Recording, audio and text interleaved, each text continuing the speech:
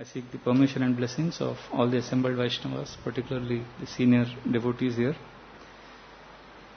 We will glorify Lord Sri Ram for the purification of our own heart and for the pleasure of all Vaishnavas. So in this purport, we see that Lord Ram's being full of rich sentiments is being highlighted, and how God is a sentient being full of sentiments. So this theme we will try to cover today. When we talk of Ramayana, generally in India, you can do this experiment. You will see that when you talk to any Indian, especially about Ramayana, you will not find any Indian hearing the Ramayana for the first time. You ask anyone, they know something about Ramayana. Ramayana is such an integral part of Indian ethos that one person realized it in a very significant way. I would like to begin with this person's story. This is a true story. This happened twice. This is a story of Sam Maxwell. He is from New York. So in January 1985, he came to India because he had heard that India is full of rich family traditions and values. So he wanted to know what keeps the Indian culture going. What is it that makes India tick? What is India's biggest strength? So he was curious. So he came and he was traveling, and without knowing the significance of Chitrakoot, he landed up at Chitrakoot. And there he heard everyone chant Tulsi Ramayana, the vibrations, Hanuman Chalisa going on. The whole atmosphere, he didn't know anything about Ramayana. The whole atmosphere just, surcharged him with a very special kind of energy which he couldn't fathom what it was. Then traveling upwards, he came on the border of Uttar Pradesh, Madhya Pradesh. Then he went little up. He went to Manikpur, a small village with a population of 15,000. And when he was walking one evening, he saw a very strange sight. And as he saw that, he felt a strange sensation go through his spines.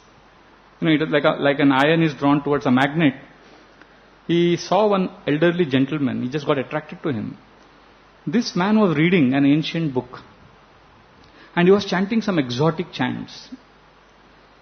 And in a rhythmic meter he was chanting. And it was very pleasing to Sam's ears. And next to that old man was a middle-aged man. This was a grocery store. A middle-aged man was sitting on the counter, waiting for customers to come.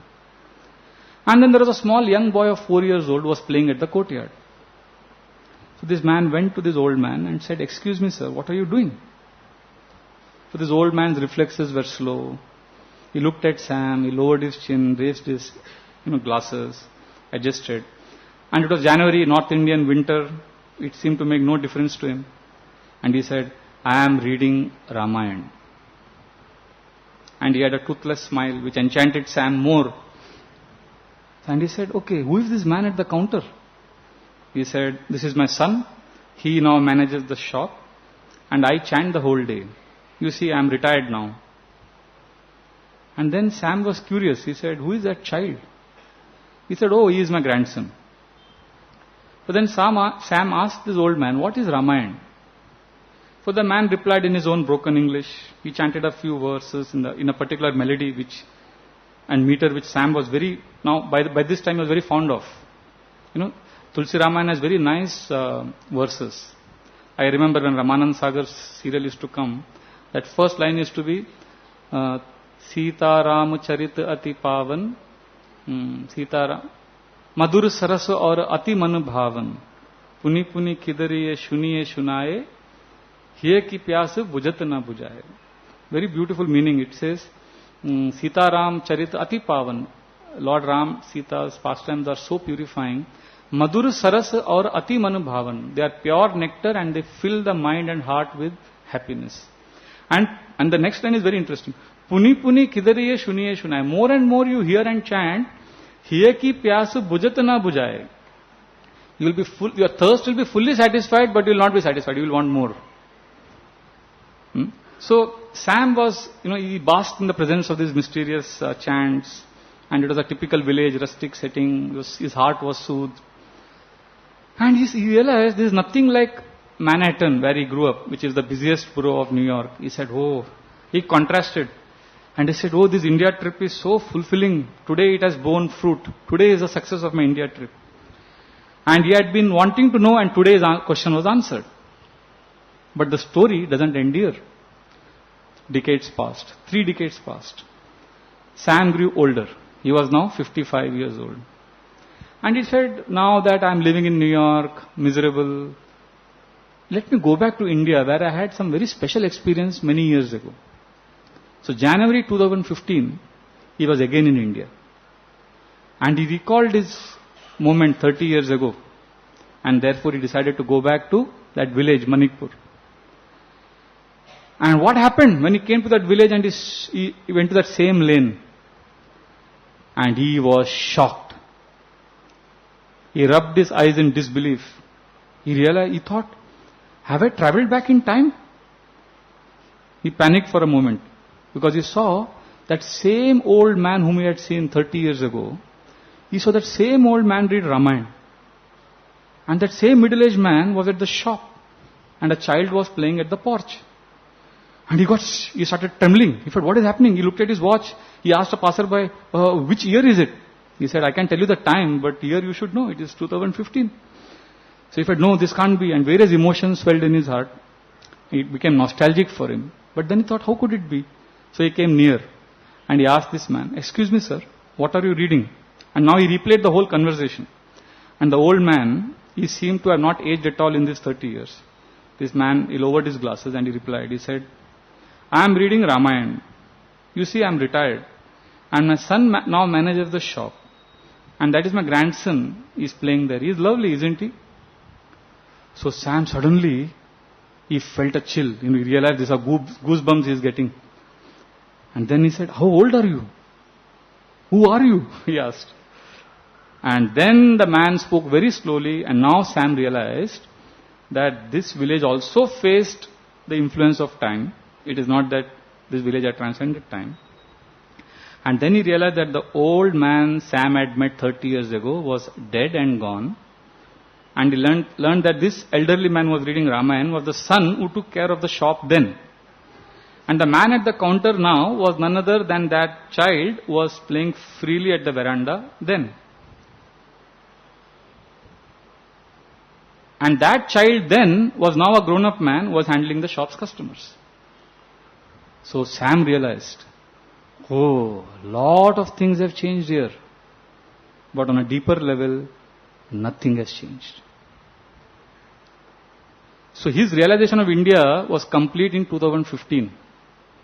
He realized that the basis of Indian culture is eternity. Holding on to something that is eternal. Something which had missed his vision when he came here first time. He could see this because, in modern times, we all go through this. It's an amazing contrast. We are rushing around, running around in such a frenzied pace. So much passion. And this steady culture of hearing Ramayana, Bhagavatam, this is the strength of Indian culture, Indian villages. What happens is many times they are attracted by passion. And that passion gives us a titillating pleasure. It just gives us some kick. And if you see on the surface, when we read scriptures or we chant the holy names, it seems boring sometimes. But Sam saw that peace and stability comes from constantly performing the same spiritual practices day in, day out. And that is a time a wonderful realization dawned on him, which changed his life. He realized that, there is a lot of clarity we get in life when we connect to an eternal space which transcends time. When we go to a place where nothing changes, when we enter that space, then we actually get clarity, confidence, we get strength. In fact, the more the world around us is changing, the more we have to embrace those things that don't change at all. And we see that our materially influenced mind, ego, our heart is always hankering for more and more. We are chasing after a dream. But this result of this chase is melancholy and undefined sadness. And it has drowned people for years and millenniums in unlimited sorrow and grief. Therefore, this Sam's realization was that we need to anchor ourselves on spiritual narrations, Krishna Katha, hearing about Lord Ram, chanting. This will help us transcend the influence of time. And the strength of this Vedic culture is that we prepare for an eternal life after this brief one passes away. Therefore, let us absorb ourselves in Ramayana and Krishna Katha, and let us enter the Lord's abode. And we see that in ISKCON also, we see so many devotees, for last how many years? Almost 45, 50 years we see devotees are chanting the same holy names, hearing the same pastimes, and they are not bored. Every Janmashtami, every Ram Navami, we are not going to hear anything new. It's not that, this year we want a change because we are bored with the same story, so we'll tweak the pastime a little. This year Ram will enter Lanka in a helicopter and he will shoot. We don't have to make those changes. We don't have to do anything. We just have to read like that old man, that same culture, day in, day out, hearing the same pastime. So, with this, for the next few minutes, we'll describe a pastime which all of us are very familiar with. But I'm confident that as we chant and as we hear this, it will fill our hearts with attraction to Lord Ram. So Ramayana begins with the author offering obeisances to in the Gita Press Gorakhpur. The author is offering the introduction begins with obeisances to the author of Ramayana, Valmiki. He's a very special personality. Kujantam Rama Rameti Maduram Maduraksharam Aruya Kavita Shakham Vande Valmiki Kokilam. So it is explained that there is a tree of poetry, Aruya Kavita Shakham. Kavita Shakham. In that tree of poetry, there is a wonderful bird sitting, Kokila, cuckoo bird, and that is Valmiki. And he is chanting very melodiously and very sweetly what? Kujantam Rama Rameti. He is chanting Lord Ram's names, which is Maduram Maduraksharam, which is sweeter than the sweetest. Aruya Kavita Shakham Vande Valmiki Kokilam. And therefore I offer my obeisances to Valmiki Muni. Who is that? Kokila. Now, interestingly, after having compared Valmiki with the wonderful, beautiful cuckoo bird which is singing melodiously, the next verse gives another analogy to explain who is Valmiki. Valmikir Muni Sinhasya Kavitavana Charita Shrinman Rama Katanagan Konayati Paramgatim. Valmikir Muni Sinhasya. Valmiki Muni is a lion in the forest of Kavitavana Charita. In the forest of poetry, Valmiki Muni is the king. He is like the lion in that forest. And what does he do? He roars. What name? Shrinman Rama Kadanadam Konayati Paramgatim. So whoever hears in the forest, there are many animals, jackals, wolves, all of them run away when the king of the forest, lion, roars. So when Valmiki Muni roars the name of lion, all the anarthas in our heart, which are like tiny animals compared to the lion of Lord Ram, they all run away from the heart. So it's amazing. This sounds contradictory. Cuckoo and lion are not same. They cannot be compared. Their sounds are different. So first it is said that Valmiki Muni chants like a cuckoo, then he roars like a lion. In fact, you can never, even if the lion practices for thousands of years, he cannot chant like a cuckoo. They are completely different. And a cuckoo can never roar like a lion. But how can one person have two facets? How can Valmiki Muni have these two facets? So the idea, the understanding is, the literal sound of Ramayana, the sound, the shabda, the dhvani, that is soothing. It is like the cuckoo. Very sweet. Very nourishing. And the deep meaning of these verses is like the roar of a lion. And all the tiny animals like anarthas, they just flee. So all the misgivings we have, they'll all be dissolved. So like this, Ramayana is very nectarine. And one of the most wonderful pastimes in Ramayana is after Bharat, Shatrugna and all the Ayodhya Vasis leave Chitrakoot, Ram, Lakshman, Sita are staying at Chitrakoot and they are serving the sages and they are happily staying there. One day, Lord Ram observes something very interesting. He sees that the sages are talking to themselves and they are glancing at Ram and they are whispering something. So Lord Ram feels very concerned. He tells Lakshman and Sita that these sages seem to be having a lot of anxiety and they are worried about something. So he approaches them very humbly and he says, "O sages, please tell me if I have offended you in any way. I can see that you are having some fear, some concern. Have I or my brother Lakshman behaved in a way which is not befitting our forefathers? Or has Sita behaved in an improper way?" So immediately the sages got alarmed. The leader of the sages folded his palms and he said, "Oh Ram, what fault can ever be there in you? You are the most virtuous. And Sita and Lakshman are most worshipable to us. You have no fault, Ram, but we are in lot of anxiety because of the demons. And we are concerned that being a very honorable, great Kshatriya, you should protect the sages by destroying these demons." So after this conversation, Ram went back to Lakshman and Sita and told them, "I think we should move on. We should go further and we should go to a place where I can confront the demons." So they began walking. After consulting the sages, they entered the Dandakaranya forest. And when they entered the forest, suddenly they were confronted by a huge demon.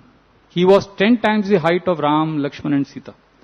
He was dark, he had a hairy body, huge, and he had a huge spear in which he had lanced 5 lions, 4 tigers, 3 jackals and half a dozen deers. So you can imagine his spear and his height, how strong, how long, how tall he must have been. And one hand he had that spear and the other hand he immediately grabbed Mother Sita. And he looked at Ram and Lakshman and he said, "Who are you?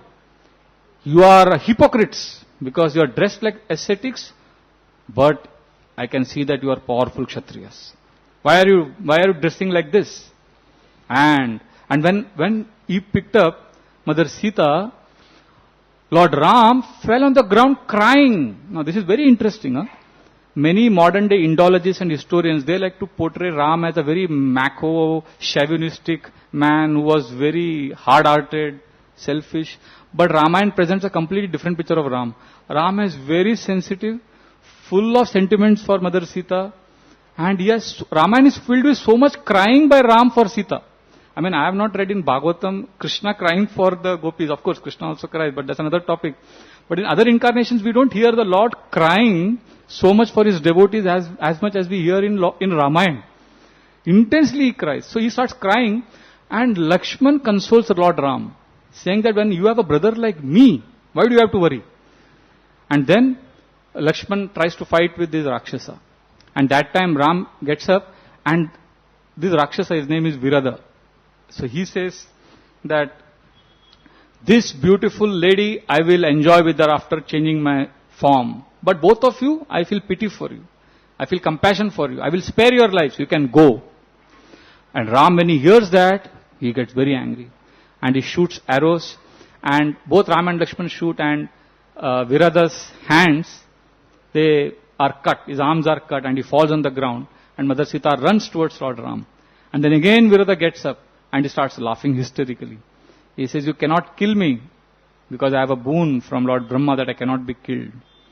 And then he asks them, "Who are you?" So when Ram and Lakshman explain who they are, Virada says that, "I have been waiting for you and I will spare your lives." So but Ram and Lakshman, they shoot so many arrows that they wound him completely. They pierce his heart with an arrow, and he falls on the ground again. His hands are broken. He has nothing on his body. His body is filled with arrows. He is in excruciating pain, but he doesn't die. Then Lord Ram jumps on him and starts kicking him and tells Lakshman, dig a pit and we will bury him there. So when Lord Ram puts his feet on Virada's neck, that time he has fallen unconscious, and then after some time he opens his eyes and he starts offering prayers to Ram, and he says, actually I have been waiting for you. I am a servant of Kubera by the name Tumburu, and I offended my master and I neglected my service, so he cursed me to be a Rakshasa. And when I apologized, he told me that Lord Ram will come, same Lord Vishnu will come as Ram, and he will release you from this curse. So I am so grateful to you, Ram, that you have come. So then now please bury me in the pit, and then I will get my form again and I can go back to my service.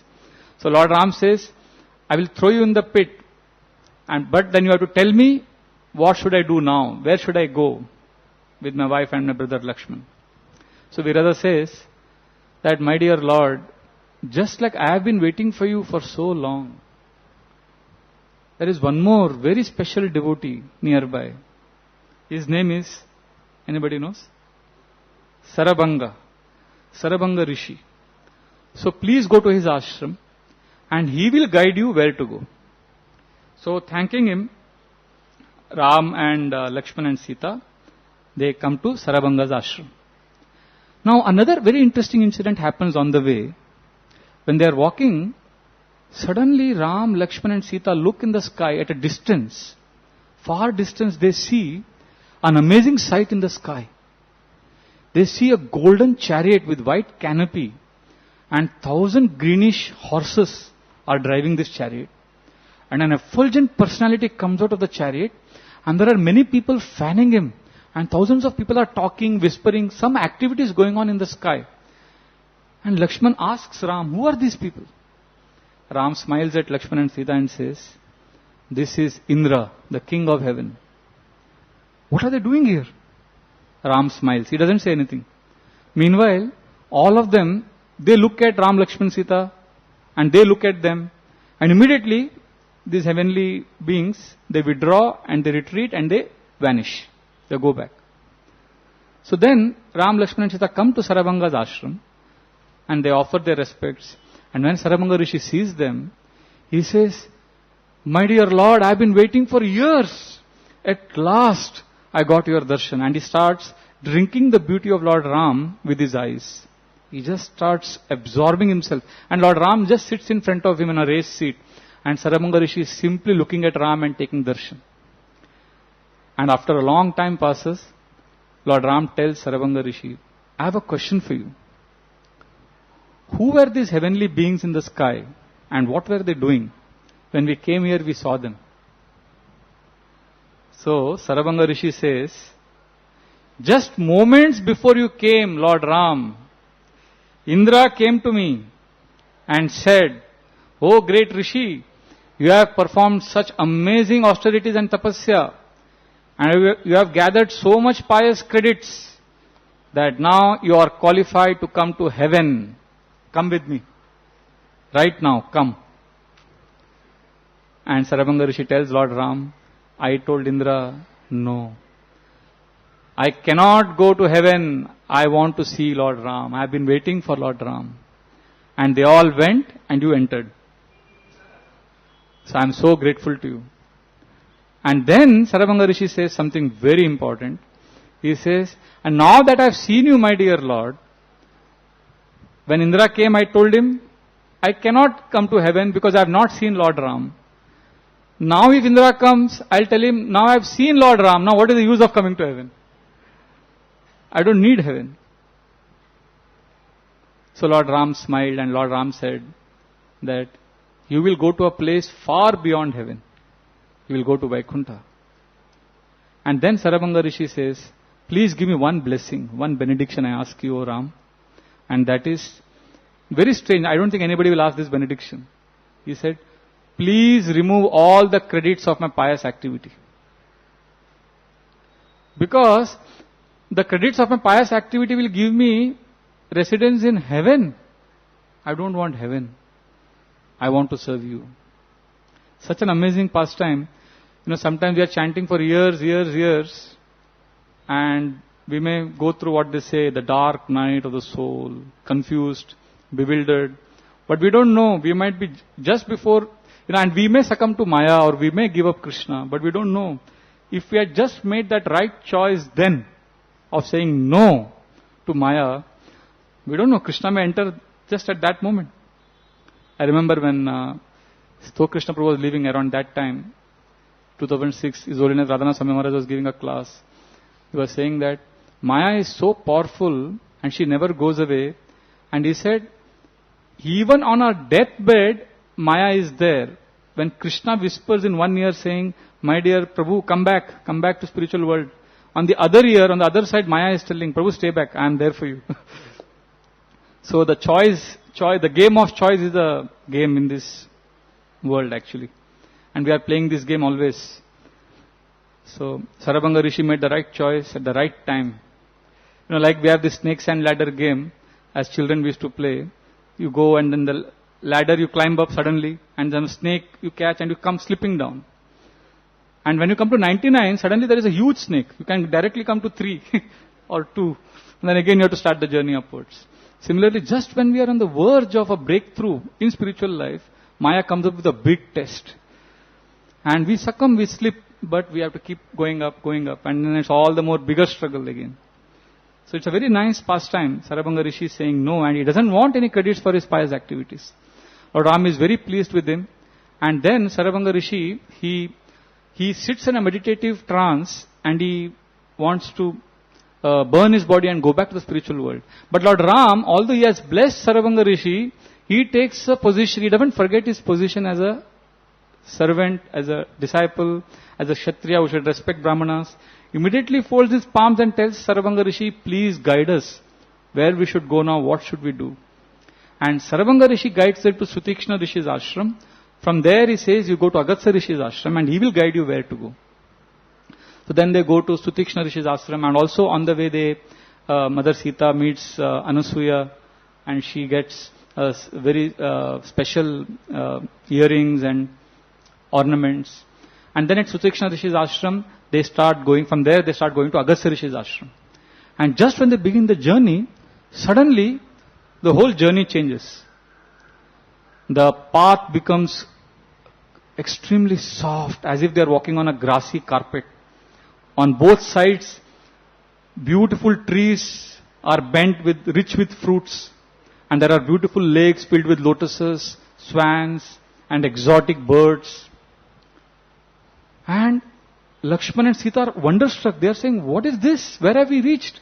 And Lord Ram smiles and he says, this is the power of Agatsa Rishi.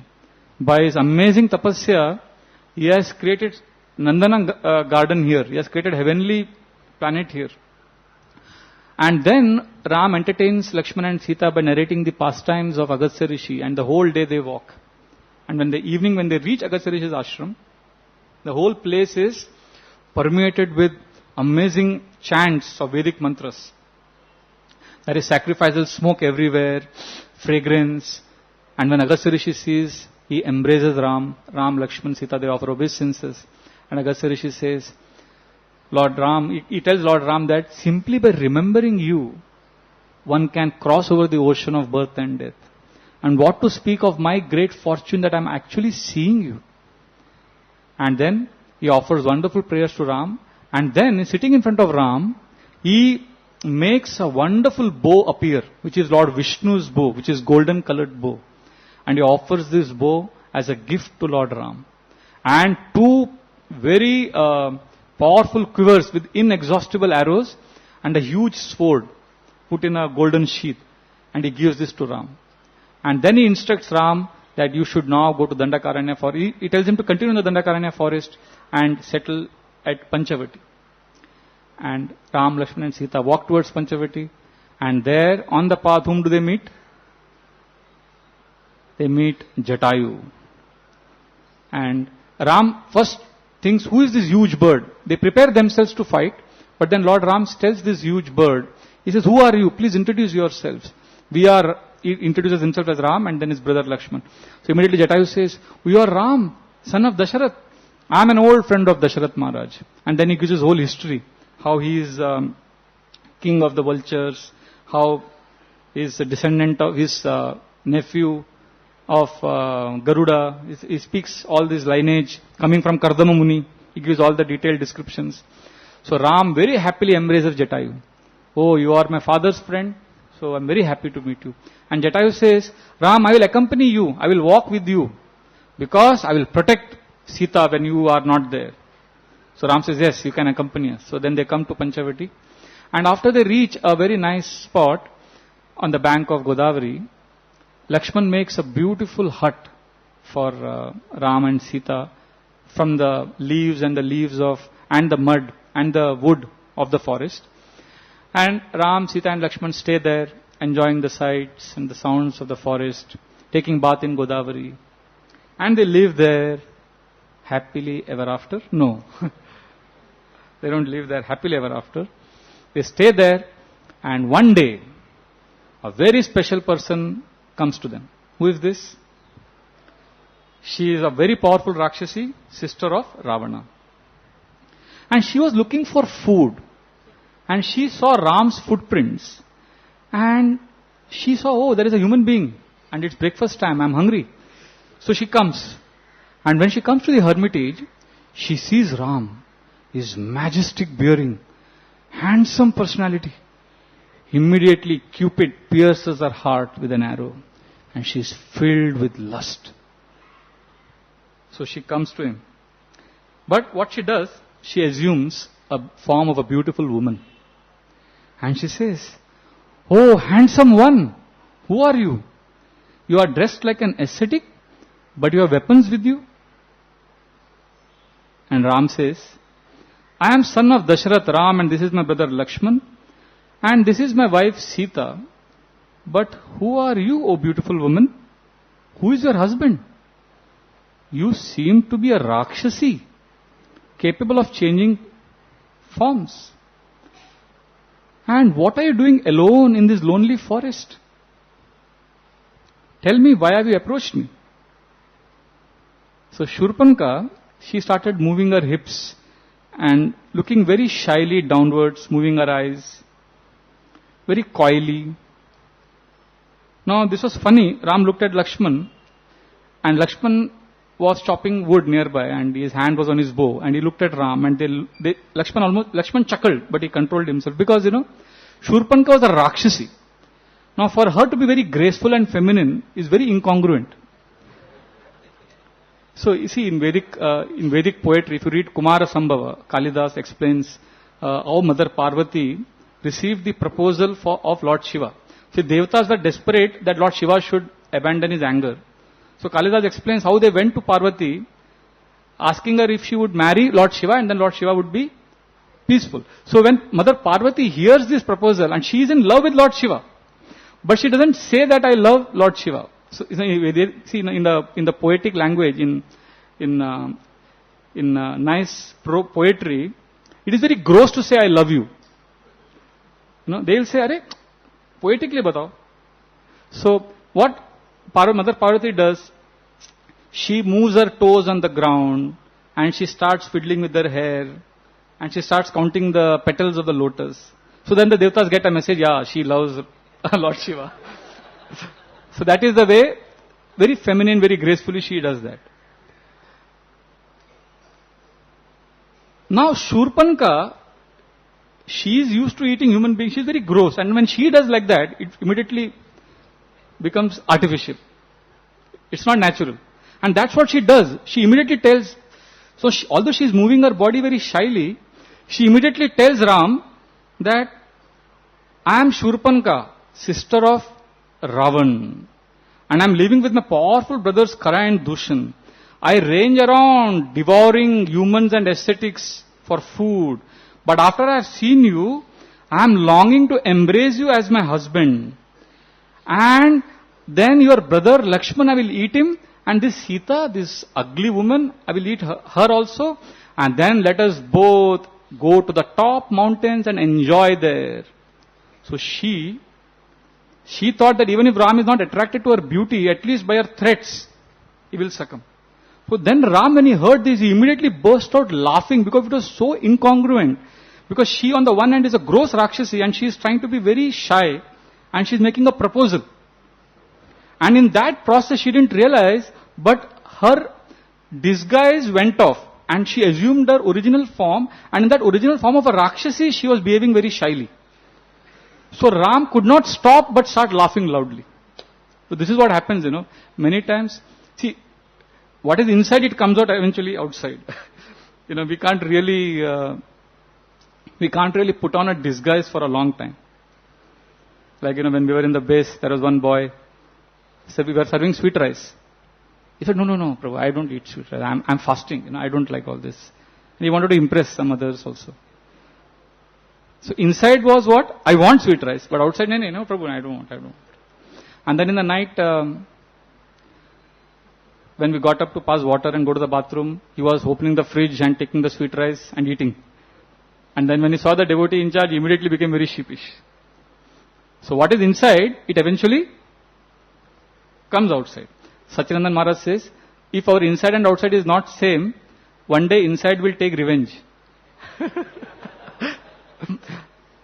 So he says like that.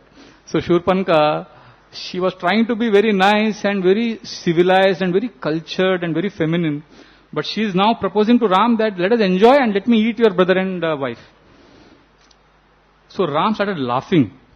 And what Surpanakha did, she came close to Ram, very close to him, and she said, what are you doing with this skinny and deformed woman? And very disdainfully she looked at Sita. And she said, accept me. I have so much power. I will carry you to enjoy. So Ram was laughing so much, he decided, let me joke with her. So he said, oh beautiful Rakshasi, I'm already married. And it will be very painful for you to have a co-wife. But here though is my younger brother Lakshman. He is very qualified. And he has not brought his wife along. So I think you should approach him. Now look at Surpanakha's obsession with Ram. She was, when you are desperate, when you are inflicted by lust, it doesn't matter. So now she immediately changed. She said, okay. She went to Lakshman. And she immediately went to Lakshman and she said, oh Lakshman, see my alluring form, how beautiful I am. So, come, let us range in the woods happily. And Lakshman looked at Ram and he immediately caught Ram's joking mood. He understood that Lord Ram is joking. So immediately he told her that if you marry me, O Surpanakha, I am a servant of Ram, so you will have to become a maid servant of Sita. Actually, only Ram deserves you. You are the most special woman. In fact, I suggest you go back to Ram. Once he accepts you, then very easily will abandon that old and worn out Sita. So go back to him. Now Surpanakha, although she was very lusty and she is a Rakshasi, at this point of time she was too simple to catch the joke. She couldn't understand. So she again went to Ram. Like this she was being tossed. And then she finally told Ram, when she understood what's happening, she said, why do you cling on to this hideous woman? If she is the one who is standing between you and me, I will now devour her. And she rode and she ran towards Sita. And immediately Lord Ram realized that Mother Sita's life is in danger. And he rode in a very deep voice, stop! And Surpanakha, she just got stunned. She couldn't move forward. In the Nectar of Devotion, Rupa Goswami says, one of the qualities of the Lord, one of the 64 qualities is, he is very deep. And then he gives examples. He says, what is deep about Lord?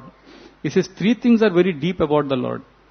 Lord's navel, Lord's intelligence, and his voice is very deep. So you can imagine Lord Ram's voice must have been so deep, and when he said, stop, Surpanakha was just stunned. She just stood. And then immediately Lord Ram turned to Lakshman and said, Lakshman, it is very clear now that we should never have joking words with cruel and wicked people. low class people. See how we have put Sita's life in danger? Quickly take a sword and disable her, but don't slay her, because she is a woman. And Lakshman in an instant drew his sword, sliced off her nose and ears, and threw her nose from his sword, and the nose went and fell on the other side of Godavari. And the place where her nose or Nasika fell is called as Nasik. Nasik Dham ki jai. And then when Surpanakha's nose fell and Surpanakha's ears were cut, she was in excruciating pain. She screamed. She realized that these two brothers are indeed very formidable. So she started making dissonant and horrible cries, and she started running, and she ran to Khara, who was her brother, Khara and Dushana. And then she came in front of Khara, fully bleeding, face mutilated beyond recognition. So Khara looked at her and said, "What fool has done this to you? How dare someone antagonize me?" Because he took that as personal insult. Because his sister means, I have been insulted. So then he said, "Whose foaming blood will earth soak today? Because he has insulted you. Tell me the name, quickly."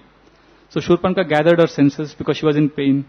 And then finally she said, "There is this most powerful brothers, Ram and Lakshman. They are more handsome than Gandharvas. They seem to be in perfect control of their senses. And now they have humiliated me like this. And I long to drink their blood. And especially that slender woman, Sita's blood." So Khara immediately ordered 14 of his most powerful soldiers. And he told Surpanakha, they will go and kill that human, Ram and Lakshman and Sita. Then after they kill, then my dear sister, you can drink their gushing blood and you can pierce their soft flesh with your teeth and enjoy a big feast. So Surpanakha was very happy. So then these 14 men came, 14 Rakshasas, sorry, not men. The Rakshasas came in front of Ram. So Ram suddenly facing 14, and all of them were twice as tall as Ram. And when they came, Lord Ram immediately picked up his bow and said, "Why do you seek to harm us? We are living peacefully here. If you value your life, get lost from here." So immediately, all the 14 of them started laughing because they found it very comical. One human threatening 14 of us. So immediately they rushed, they threw their iron darts. Lord Ram easily crushed it to powder. Then they threw their maces. Lord Ram destroyed that also. Then Lord Ram released 14 arrows and they just pierced into the chest of all the 14 Rakshasas and they fell on the ground as if they were hit by a storm. Surpanakha was shocked, astonished. She realized, surely these men are not ordinary. Again she went to Khara and Khara said, "Why are you still crying? I sent my best men, best Rakshasas." So Surpanakha said that they are very powerful. And then she started mocking at Khara. And she said, "Why are you making idle boasts? Right now my mind is terrorized when I think of these two brothers." And she started rolling on the ground. She started beating her chest. And she started wailing. And Khara, he became very angry. He started hissing like as if a serpent has been kicked. So he became very disturbed. So immediately he called Dushana and his 14,000 Rakshasa soldiers. And they all went to Ram's hermitage. And as they came to attack, the whole sky was enveloped with darkness. And Lord Ram realized, sensing what is going to happen, he turned to Lakshman and said, "Lakshman, take this gentle Sita to a cave in the mountains. I have been waiting for this moment to face the Rakshasas." So Ram put on the 2 golden that Agastya Rishi gave. He held his bow and was ready to fight. And Lakshman was also itching for battle for long. But he knew that he cannot disobey Ram's order. So he took Mother Sita to a cave. And Lord Ram was ready. Now, Valmiki Muni describes an amazing verse that how whole complete darkness was everywhere. And as these 14,000 Rakshasas entered Lord Ram's hermitage, Lord Ram was standing there like an effulgent sun. Everywhere darkness and there is an effulgent sun there. And they attacked from all sides. And Lord Ram, he swirled and he turned around so fast while shooting arrows at each one of them, each direction. It appeared to each Rakshasa as if Lord Ram is only facing him. sometimes when the fan is moving so fast, we feel it is just, it's actually still. So Lord Ram appeared to be still. But with amazing dexterity, heads were just falling, Rakshasas were falling. And finally Dushana, he came in front of Lord Ram. And Lord Ram immediately destroyed his bow, his charioteer, his chariot. And Dushana, he had no weapons. Then he picked up a mace and he hurled that mace. Lord Ram in one arrow, he destroyed that mace and that same arrow beheaded Dushana. And then he had 5,000 personal guards. Dushana had 5,000 personal bodyguards. All of them were dispatched immediately. And it is said that Dushana had strength of 10,000 warriors. So they were actually 24,000. So after Dushana was killed, then Khara became very angry. His brother was killed, so he came forward, and that time Trishira stopped him. Trishira is a Rakshasa with 3 heads. He said, "Oh master, you give me a chance. Let me kill him. Let me kill this ordinary human." So Trishira shot an arrow which hit Lord Ram on the forehead, and Lord Ram started bleeding. So Valmiki Rishi says that it was as if a beautiful green mountain, on top of it red oxide was coming. He gives the poetic description. So Lord Ram immediately killed Trishira also. And then Khara and Ram's battle was extremely tumultuous. Very powerful battle. But eventually Ram destroyed Khara's bow. Now Khara had nothing with him. And then that time Lord Ram did not kill him. Lord Ram waited. He started admonishing Khara. He said, "Why do you cling on to these wicked ways?" Just like a father chastises his child, Lord Ram was admonishing Khara. But as they say, Vinash Kale Viparita Buddhi, Khara could not understand Lord Ram's divinity. In fact, he laughed when Lord Ram chastised him. Although Khara was destroyed, he had nothing. Khara is telling Lord Ram that you have so far slain only ordinary Rakshasas. But today, I will avenge their death and wipe off the tears of all their widows.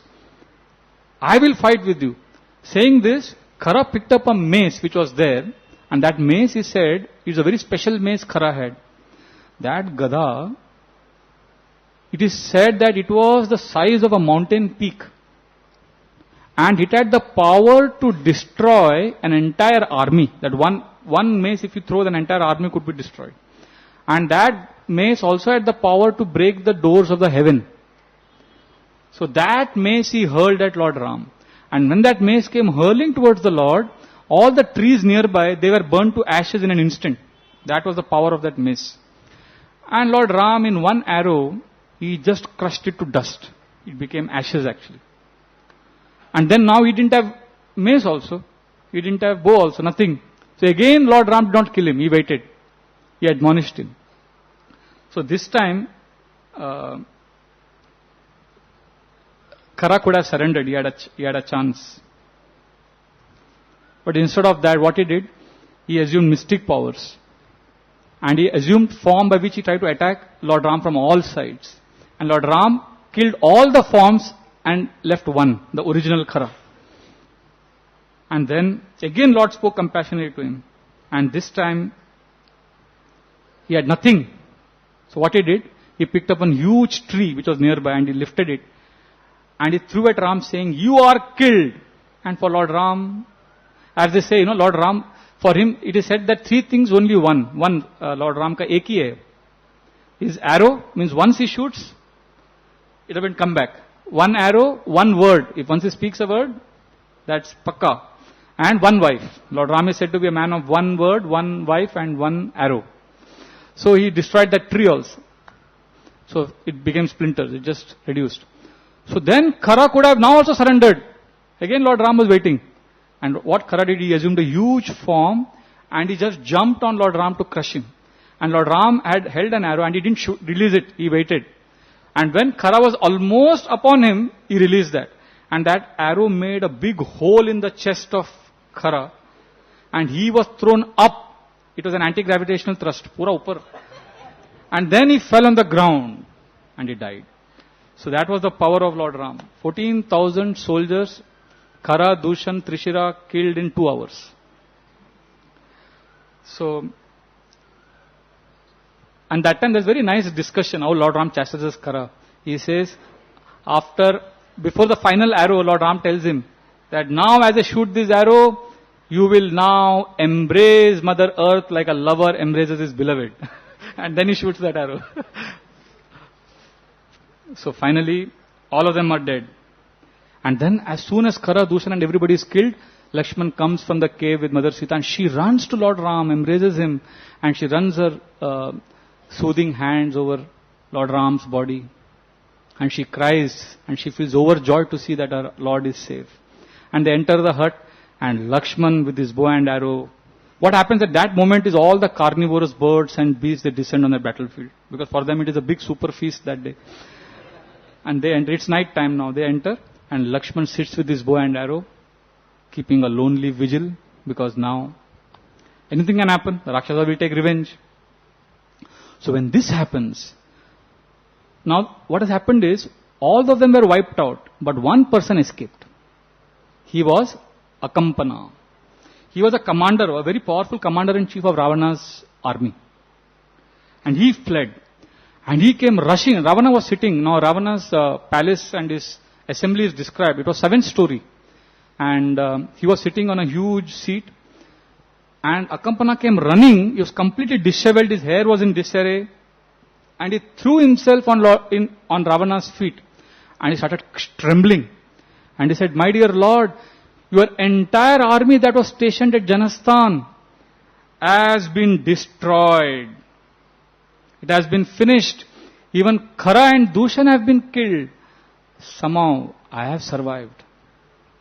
So Ravana immediately rose from his throne. He said, "Who has dared to make enemies with me? Don't you know? Don't people know? Doesn't everybody know that even Indra, Vayu, Varuna, even Kuvera and even Yamraj is not safe if they make enemies with me?" And then he grabbed Akampana and told him, "Tell me, who did this to you?" So Akampana was so fearful, he didn't say anything. And then Ravana realized that he is very scared. So Ravana told him, "I will not harm you, but tell me, who did this?" So then Akampana felt little reassured. And he said it was a human named Ram. And he alone annihilated your entire army. When Ravana heard this, he listened in disbelief. He was shocked.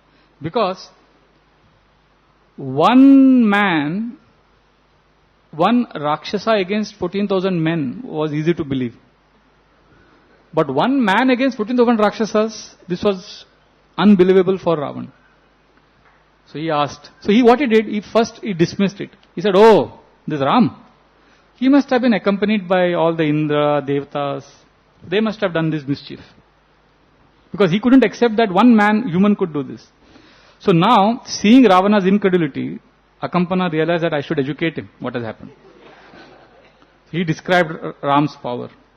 He said, "Oh no, my dear Lord. It is difficult to even look at Ram when he's on the battlefield. What to speak of fighting him?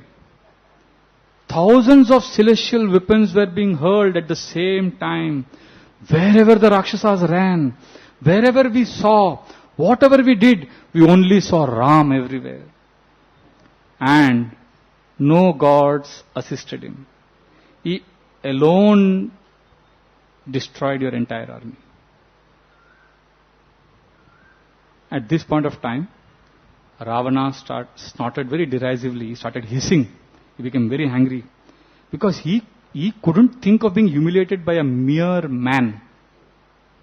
And then suddenly he stopped. He recalled that thousands of years ago, he had tried to appease Brahma. And he had got a benediction. So when Brahma had not appeared, he had cut off all his heads and his arms first and then his head.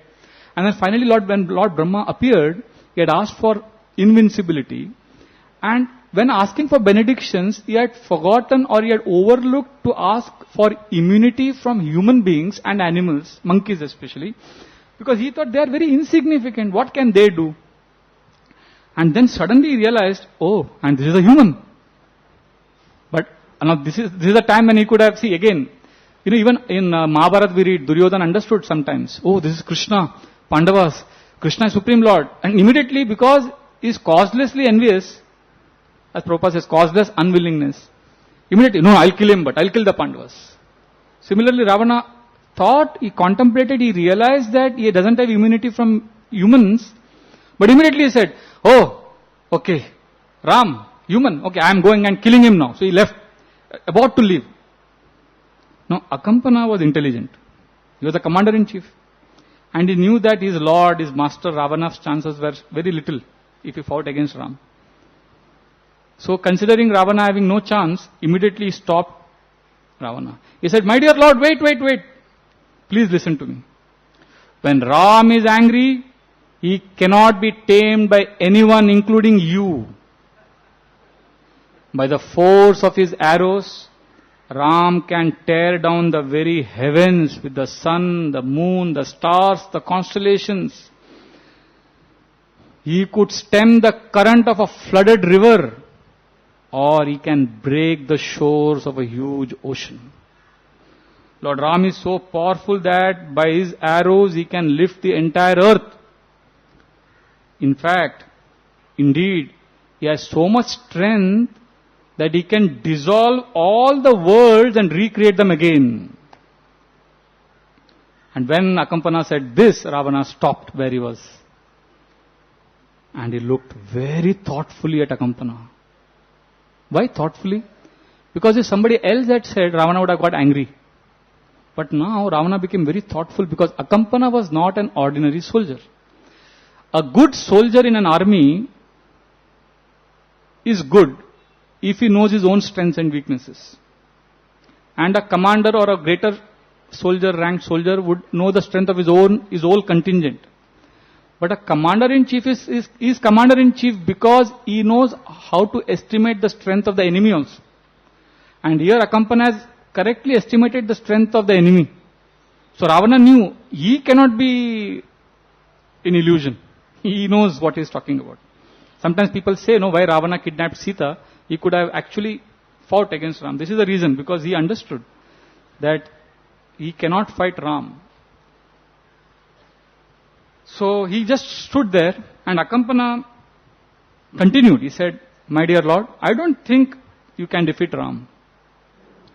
But there is one way.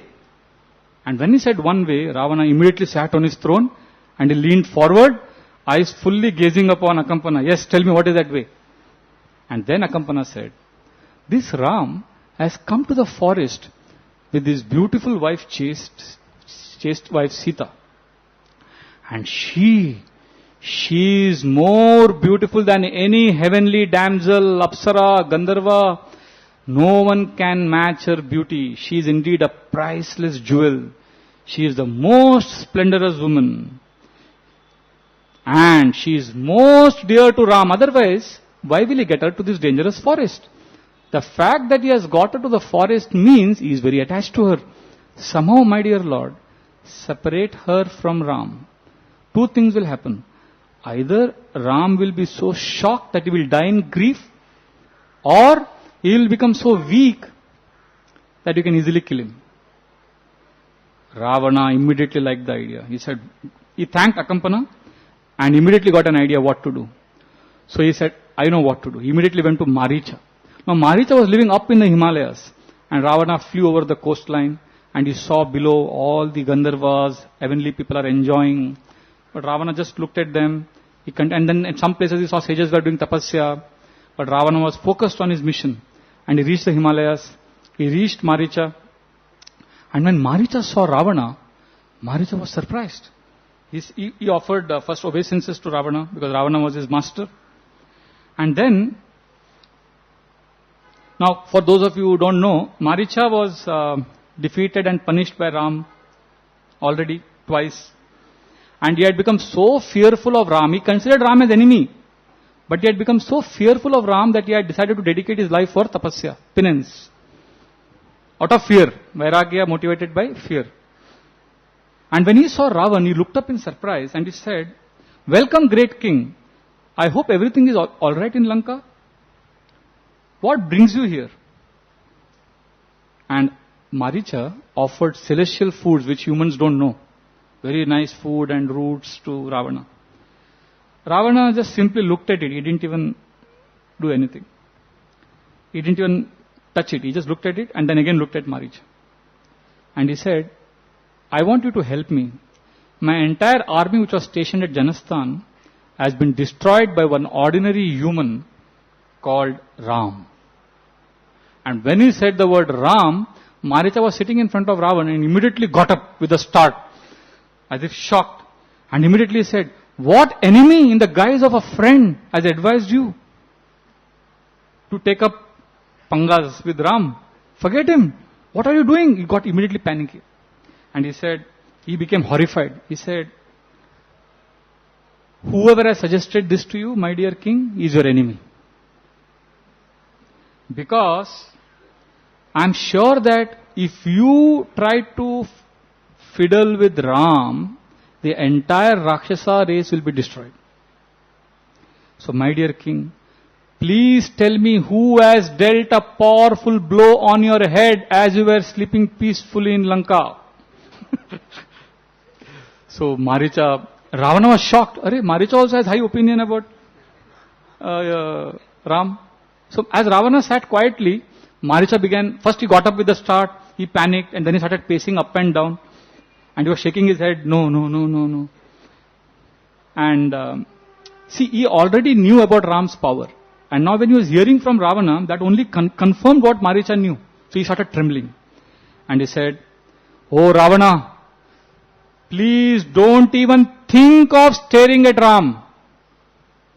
He is a lion amongst men. And the sharp teeth of this lion are his numberless unlimited arrows.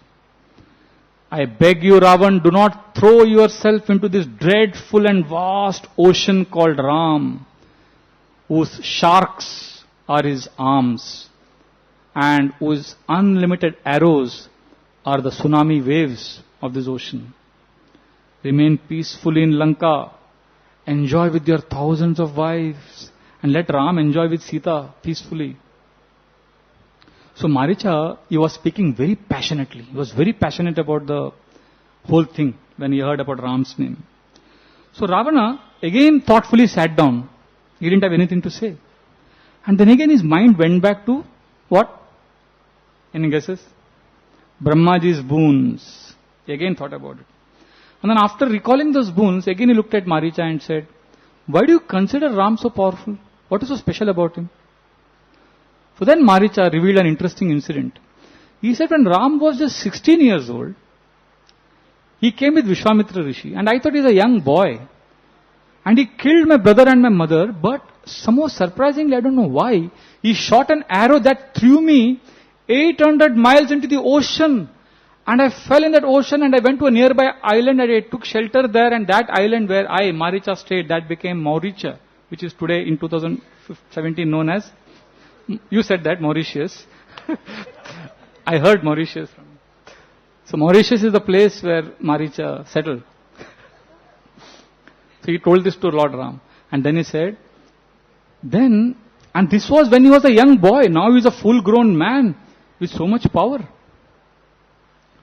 And then he said, but I didn't give up my desire to fight Ram. Maricha said. Now as a 16-year-old boy, if he had so much power, how much power he would have now? And some years ago, I took the form of a Sharaba. Now what is a Sharaba? You know what is a lion? Lion and tiger, we all know. Now, lion eats what? Jackals, deer. Sharaba is a 8-legged carnivorous beast which eats lions and tigers for food. A general knowledge from Ramayana. So Maricha is telling that how I assumed the form of a Sharaba, and again I went to disturb Ram. And this time I went with my 2 other companions, and again Lord Ram killed them, but I thought I successfully dodged Ram's arrow and I escaped. But now I am suspecting that there is some other reason why Ram spared my life twice. But after that incident, O Ravan, I am so scared that I have taken this life of an ascetic. I am living in constant fear. In every tree, every bark, wherever I see, I only see Ram. And he appears to be death personified. I see thousands of Rams around me. In dreams I see Ram. When I sit for meditation, I see Ram. And when I hear any word beginning with Ra, I shake with terror. O king, under no circumstances shall I be convinced to assist you in this mission. So Ravana, he sat very silent, he didn't have anything to say. And he realized that Ram is indeed powerful. But his pride and arrogance, lust, covered his intelligence. So he got up and he told Maricha, well, alright, I'm sure this ordinary Ram is ordinary. I don't think he's powerful. It's okay, some other time. I'm sure our path will meet again. We'll cross each other's path again. Saying like this, Ravana went back to his palace. Forgetting Ram. But then he had a special visitor. Who visited him? Surpanakha. And when she appeared in such a already she was ugly and she was disfigured. She had a misshapen face. But now it was also mutilated. So seeing that, Ravana, he glowed like red fire. And he said, it is said that Ravana's arms, I was reading, his 20 arms. Sometimes he would invoke his 10 heads and 20 arms. And he would sit in the seat. And his arms had lot of markings of, swords and spears, because these were the marks of battle. When different devatas had fought with him. So those marks were there in his arms. So Ram saw, and he told Surpanakha, get up, why are you lamenting? And then Surpanakha said, what lament? Now look at this. Surpanakha is talking to Ravana, and Ravana's all ministers are sitting. So Surpanakha says, you do not see my disfigured face? What kind of a protector are you? Oh, I am a helpless woman, and in your kingdom women are not safe? And an ordinary human humiliated me? You don't care? Oh, monarch, you call yourself a mighty emperor? Don't you know that everybody ridicules you because you are licentious, lusty, promiscuous? You are not aware of losing your control? All the devatas and humans have now come together. They are taking over your territory. You are childish. You have no intelligence. You are immature. You are foolish. You don't know what to do. And you are going to lose everything. So Ravana, he felt so humiliated because all his ministers were sitting. And his sister was talking such harsh words. So then he asked her very angrily, who did this to? And then Surpanakha explained again the same thing what Akampana had told. But Surpanakha was little different. Surpanakha was very, very cunning. She knew the weakness of her brother. She knew that Ravana disregarded all moral and ethical rules when it came to enjoying lust. So she then went on to say that, oh my dear brother, I took all this risk only for you. I wanted to get this beautiful Sita for you because she is the most beautiful woman. Her eyes and hair are dark, and what a striking contrast that is with her bright golden complexion. So she started describing Sita's beauty in minute detail, and the way she described deliberately in such a way that Ravana's lust was incited. And because she knew that her brother is lusty, and so she said, Sita's countenance is like full moon. She described her waist, her limbs, and then she said, my dear brother, any man who can embrace her with delight will enjoy a pleasure that is far greater than what any devatas could enjoy. And only one person deserves her, and that is you. So Ravana's mind was captivated. And he realized that, now I want Sita. And again he went to Maricha. Now look at this. Ravana again goes to Maricha, but this time he doesn't consult Maricha. How the lust covers his intelligence. He tells Maricha that I am angry because Ram has destroyed my army, and I am more angry because he has disfigured my sister. Basically Ravana took it personally.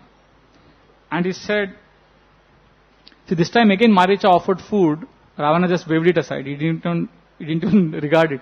And then he told Maricha that, see, you will no doubt recall my earlier request.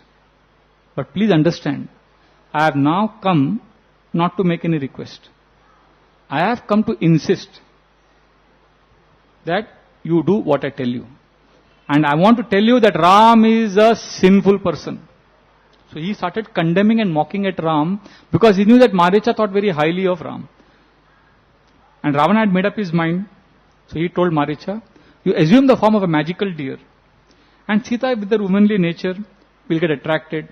And Ram will pursue the deer. You take Ram far. And then he told him to cry out the name of Lakshman and Sita. Then he said, I will do the rest. So Maricha's face, what do you think happened to Maricha when he heard this? His face became white. This was his worst fear. So he stared at Ravana with unblinking eyes. He just looked at Ravana. His mouth had become dry. His limbs became weak. And he folded his palms.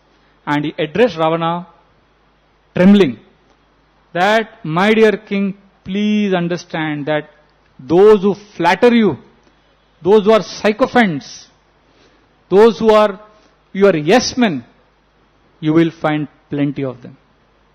But those who speak the harsh truth are very difficult to find. You have clearly not heeded to my earlier advice. Please know that the entire Rakshasa race will be annihilated. So when Maricha was speaking all this, Ravana's face became very hard. And he became very impatient. He was not interested in all this advice. But Maricha was desperate, so he went on. And he said, Ram has not abandoned virtue. How can you say he is sinful? Don't you know? You are a warrior yourself. Don't you know that warriors get strength because of their tapasya? And Ram has done a lot of tapasya. And then he said, my dear Ravan, do not throw yourself into this blazing forest fire called Ram. Not only you will be burnt, the entire city of Lanka will be burnt. So Ravana now blazed with anger.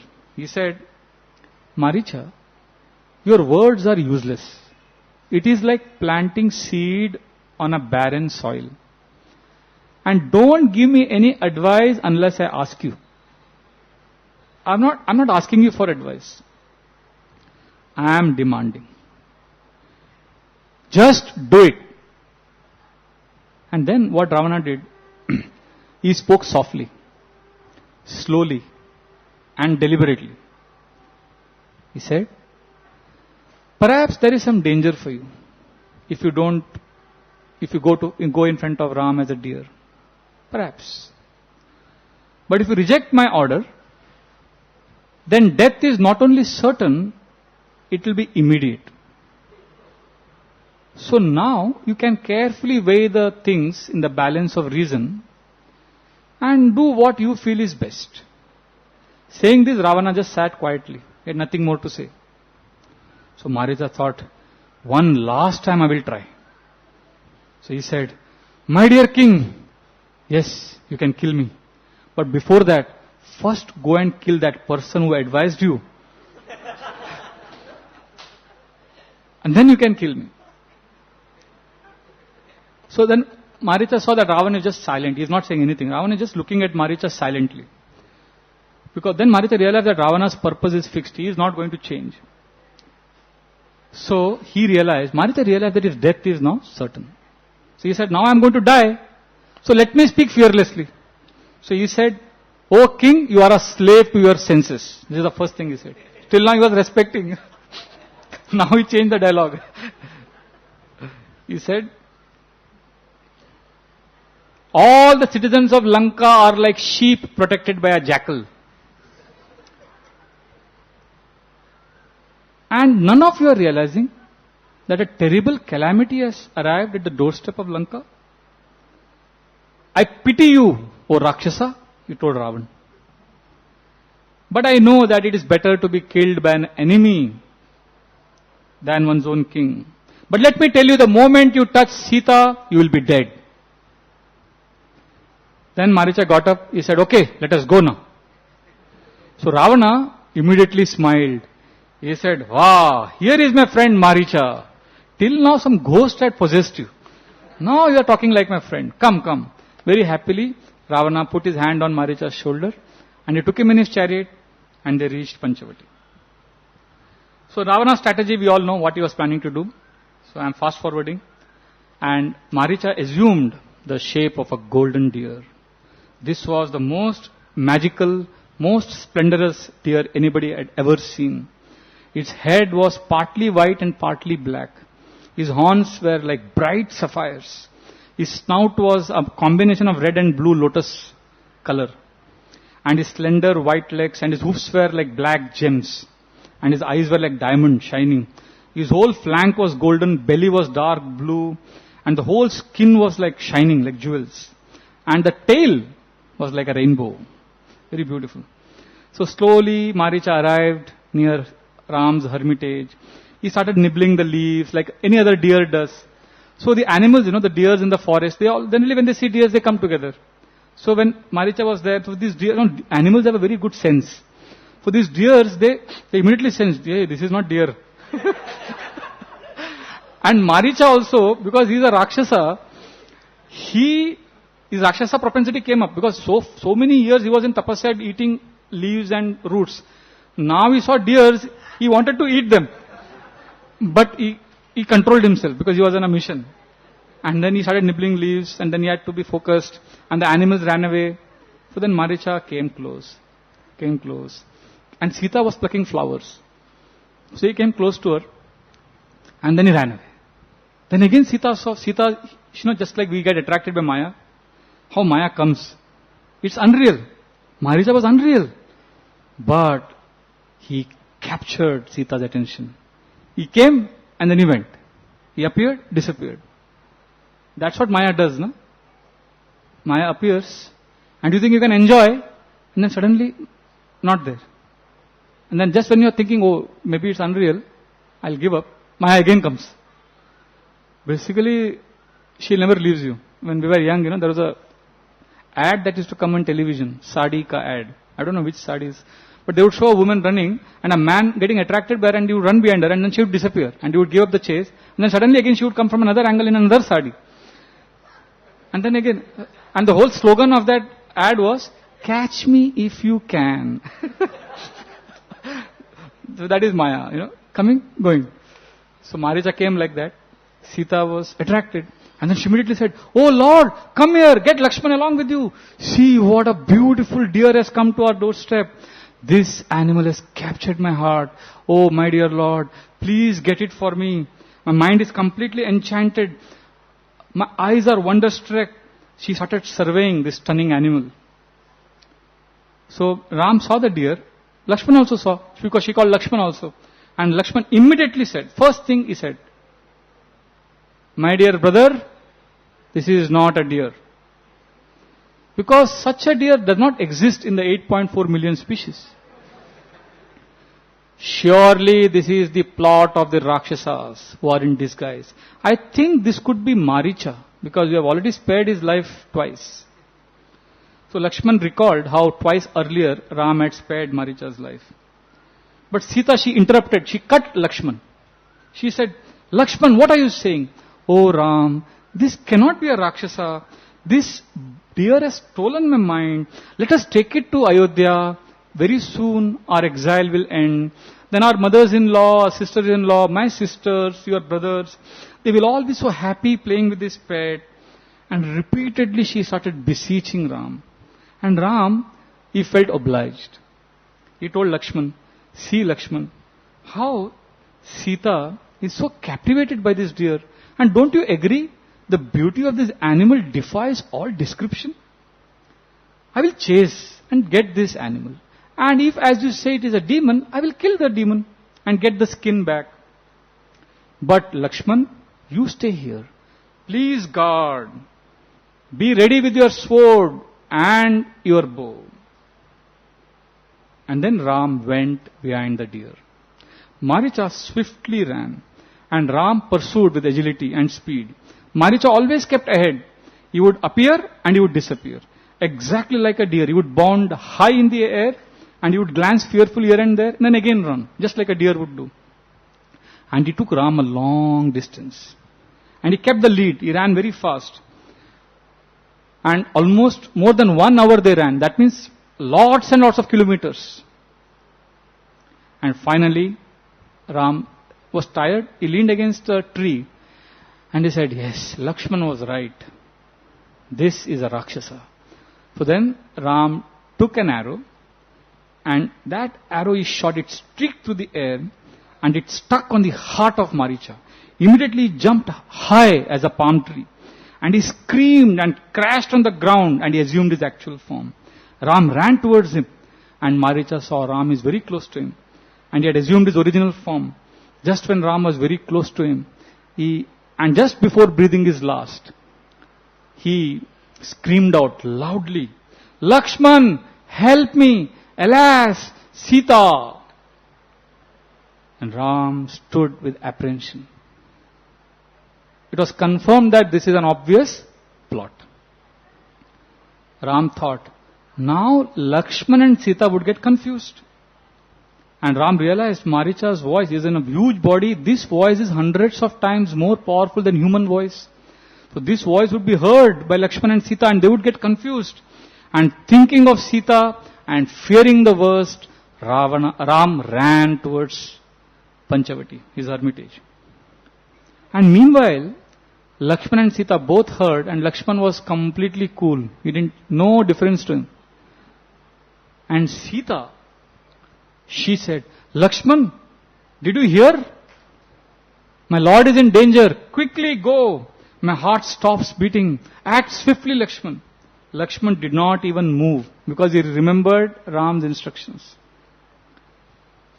Now Sita, she became more anxious, and bewildered by fear, she became angry, and she now became reckless in her speech. She said, "Oh son of Sumitra, now I realize you are enemy in disguise. You are glad that your brother is in danger because you wanted to possess me." Lakshmana was shocked, and Sita, she started screaming, crying, loudly sobbing. Lakshmana was very pained, but he was calm because he had an order to follow. And he calmly reasoned.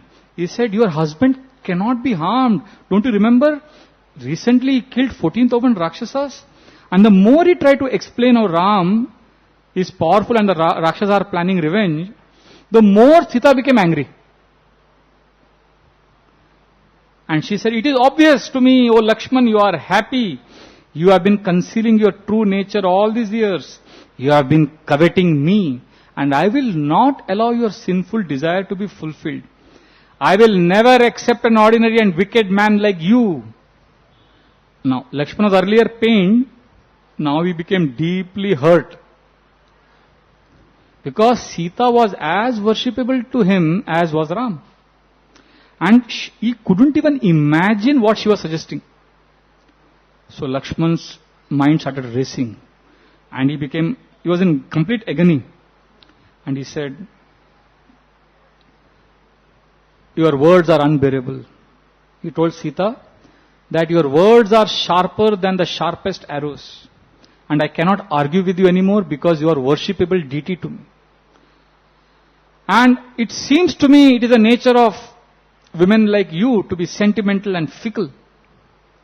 I will follow what you say. But I fear the worst, that on my return, I may not find you here. So he prayed to the forest deities and he left. And when Lakshman left to seek Ram, who entered? Ravana. And he came out dressed as a sadhu. And he saw Sita is weeping outside the hut. And when Ravana entered near the hut, the breeze stopped blowing. All the forest animals, they started running here and there. They became panicky.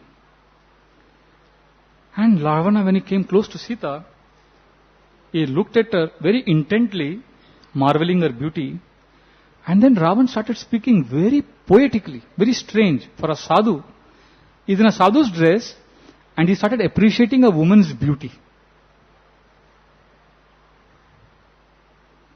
He said, "Oh, most beautiful lady, you are a splendor of gold and silver adorned with gems. Your form is radiant like a beautiful lotus." Now what Ravan thought, because Ravan had amassed a huge, he had a huge army of wives. Thousands of wives he had. And he didn't even have to force them to marry him. Because he was so charming. Ravana's bodily beauty is described in Ramayana. He was actually very beautiful, very handsome. His body, it is said, was like, it was darkish complexion, and it was a mixture, it was as if a lightning, when the lightning strikes on a thick black cloud, how it appears. That's how Ravana appeared. And he had red earrings, big earrings, and he would wear sometimes red cloth, very dark, and was very attractive. Ravana was very attractive personality.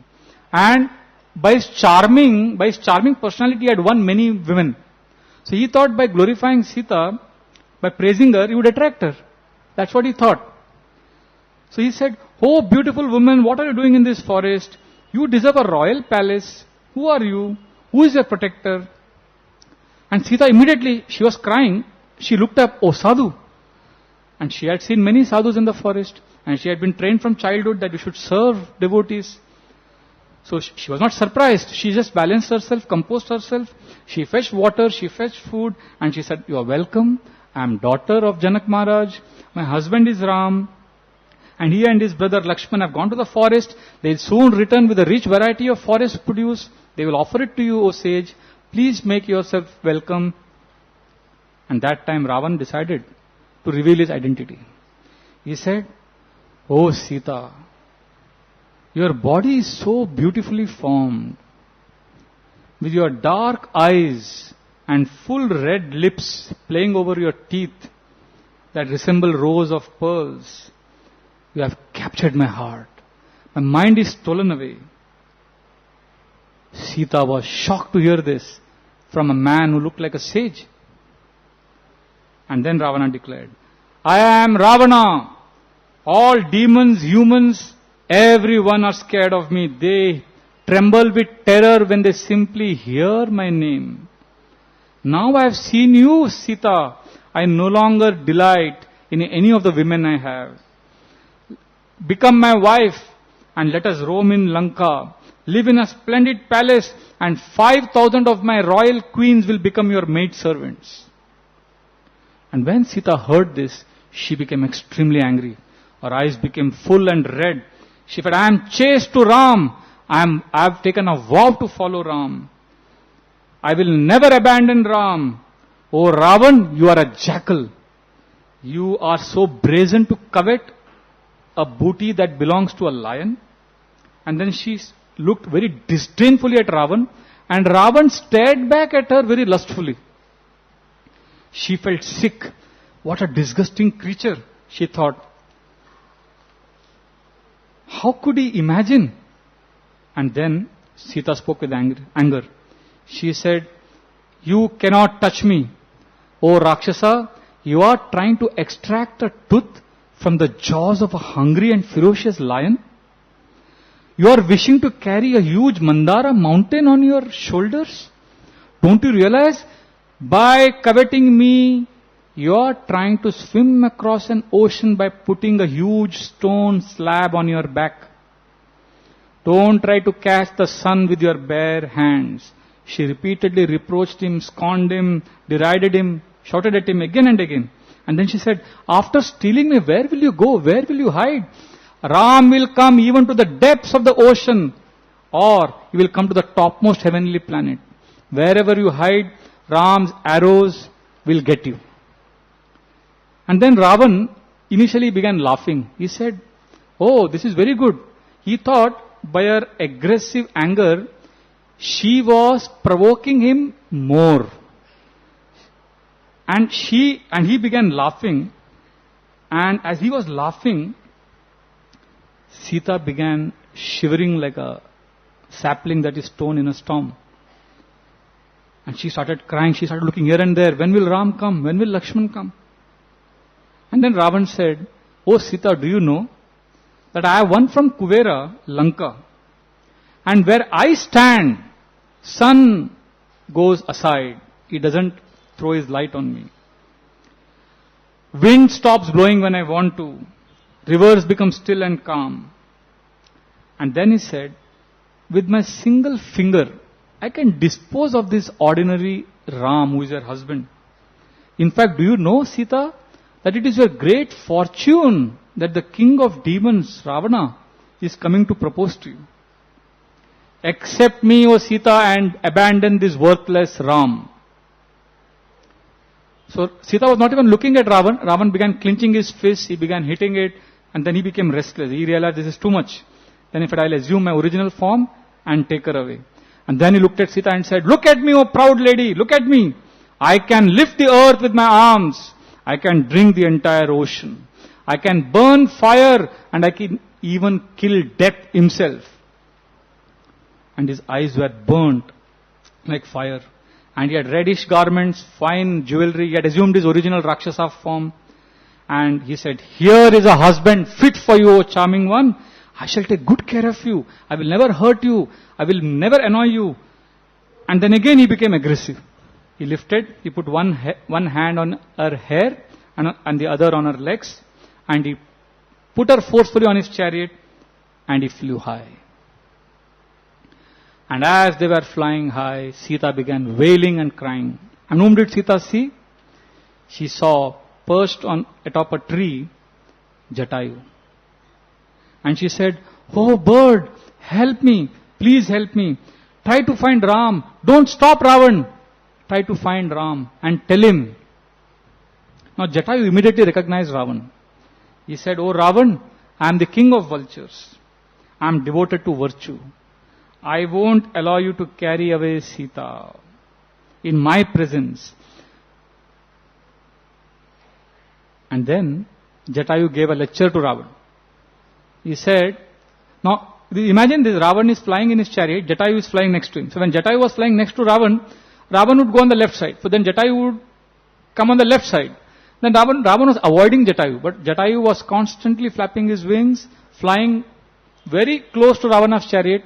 And then he told Ravan that don't you realize that it is against religious codes of morality to take another man's wife against her wishes? And constantly kept reminding Ravan. And he said that you fool, you have tied the noose of death on your neck. You are carrying a poisonous serpent in your cloth. Give up Sita. And then he saw Ravan is not listening. Ravan is just flying, ignoring. Then Jatayu realized that now I have to actually stop him. So Jatayu roared. He challenged. He said, if you have guts, stand up and fight with me. And struck by my wings, you will fall like a ripe fruit from the tree. And Jatayu rushed towards Ravan. And Ravan, with his 20 arms, he hit Jatayu with very strong blows. And Jatayu immediately swooped and avoided the blow. And then Jatayu screamed and Ravana roared. It was a clash, tumultuous clash. It was a huge fight. It was as if two winged mountains were fighting. Ravana fired arrows all over Jatayu's body. And Jatayu immediately brushed it. And Jatayu attacked Ravan, held Ravana's hair and pulled him. And Jatayu tore Ravana's back. Then, with all his might, Jatayu told Ravan that I am weak, I am old, but I won't allow you to take Mother Sita. I will fight to death. I will not allow you to take Sita. With that, all his energy, all his strength, he jumped on Ravana's left side and with all his strength, he managed to pull off all the 10 arms from the left side of Ravan. But Ravana, because he had mystical powers, 10 more arms just came up again. So then Ravana shot more arrows and Jatayu's body appeared as if he was in a nest fully covered by arrows. Then again Jatayu shook them off, flew at Ravan, and Jatayu again and again rebuked Ravan, saying that you are a coward, you are a thief. If you have courage, face Rama and Lakshman in battle. And then finally what Jatayu did, he broke Ravana's chariot, killed Ravana's charioteer, and Ravana was on the ground with Sita.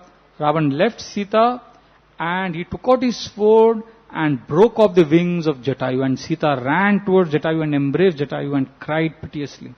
And then again when Ravan went to Jatayu and kicked Jatayu, and that time Sita ran to a tree and embraced the tree and said, "Oh tree, please save me, please save me."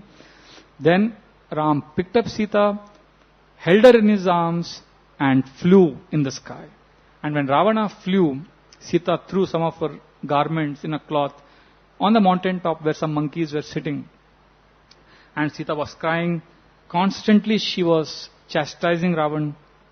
And Ravana soared over the treetops.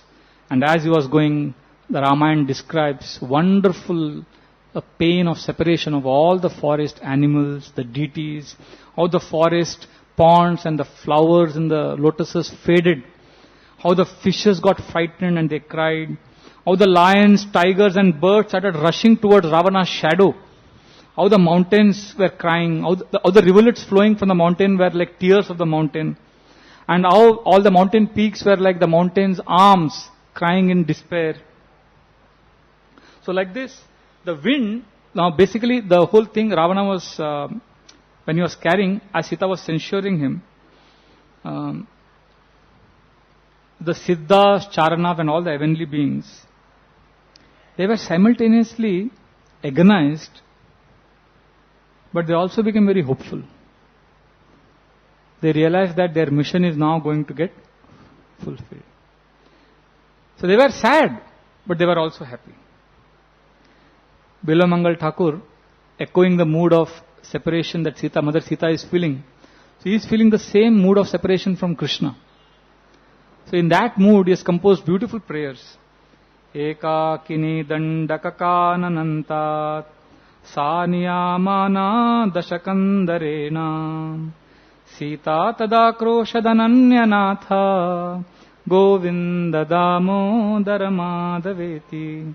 Once in the Dandaka forest, the 10-headed Ravana took Sita and she cried in great intensity. So I too cry, Govinda damodara madhava.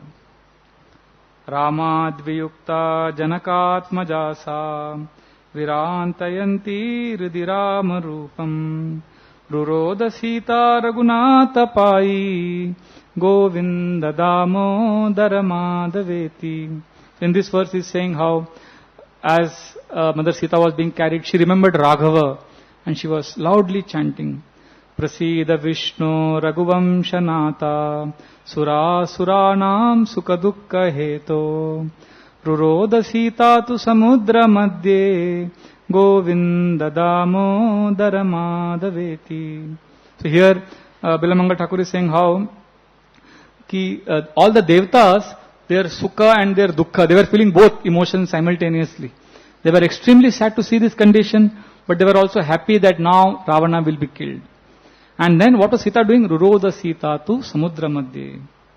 So like this. So the pastime continues. Ravana brought Sita to Lanka and he took her to his best palace and he put her there. And then he came out of the palace and he told the guards, just see that no man looks at her. See, even he is so insecure. And he says, if anybody looks at her, I will kill him. And then he calls for 10 of his most special spies. And he tells them, immediately go to Panchavati, see what is happening to Rama and Lakshman. And then he comes to Sita again after some hours. But Sita is totally disinterested in Ravana. And then Ravana shows her the whole palace. He drags her and he carries her forcefully. And these palaces, Ravana says, see how beautiful these palaces are. It is so pleasing to the mind. These palaces are lit by gems. As you know, Ravana's palace has that special effect. As soon as, each room was made in such a way that when you enter that room, a different emotion would evoke in your heart. And there were delightful music in each of these rooms. And there were fountains, ponds, different scents would fill the air in different rooms. So Ravana kept boasting about his powers and Sita kept crying. Finally, Ravana put her in a garden and he threatened her. See, this is the love he had for Sita. He said, I love you so much that if you don't marry me, after 1 year, I'll wait. If you don't marry me, then I will eat you for breakfast. I'll kill you and eat you. You love someone so much that you're going to kill that person and eat that person. Like some time ago, there was a newspaper article about one man, he loved a girl so much, and when she refused his proposal, he threw acid on her face and destroyed her face. So if he really loved her, would he have done that? So what Ravana did is something like that. This is lust. Our Akinchan Krishna Prabhu was saying that he was coming in a taxi the other day and he heard that taxi wala played one music. Some Bollywood song maybe. He said that song when he heard, immediately Akinchan Krishna Prabhu said, I remembered Ravana. But this is what Ravana's mood was. That song was, तुम मुझे नहीं चाहोगी तो कोई बात नहीं, तुम किसी और को चाहोगी तो मुसीबत होगी.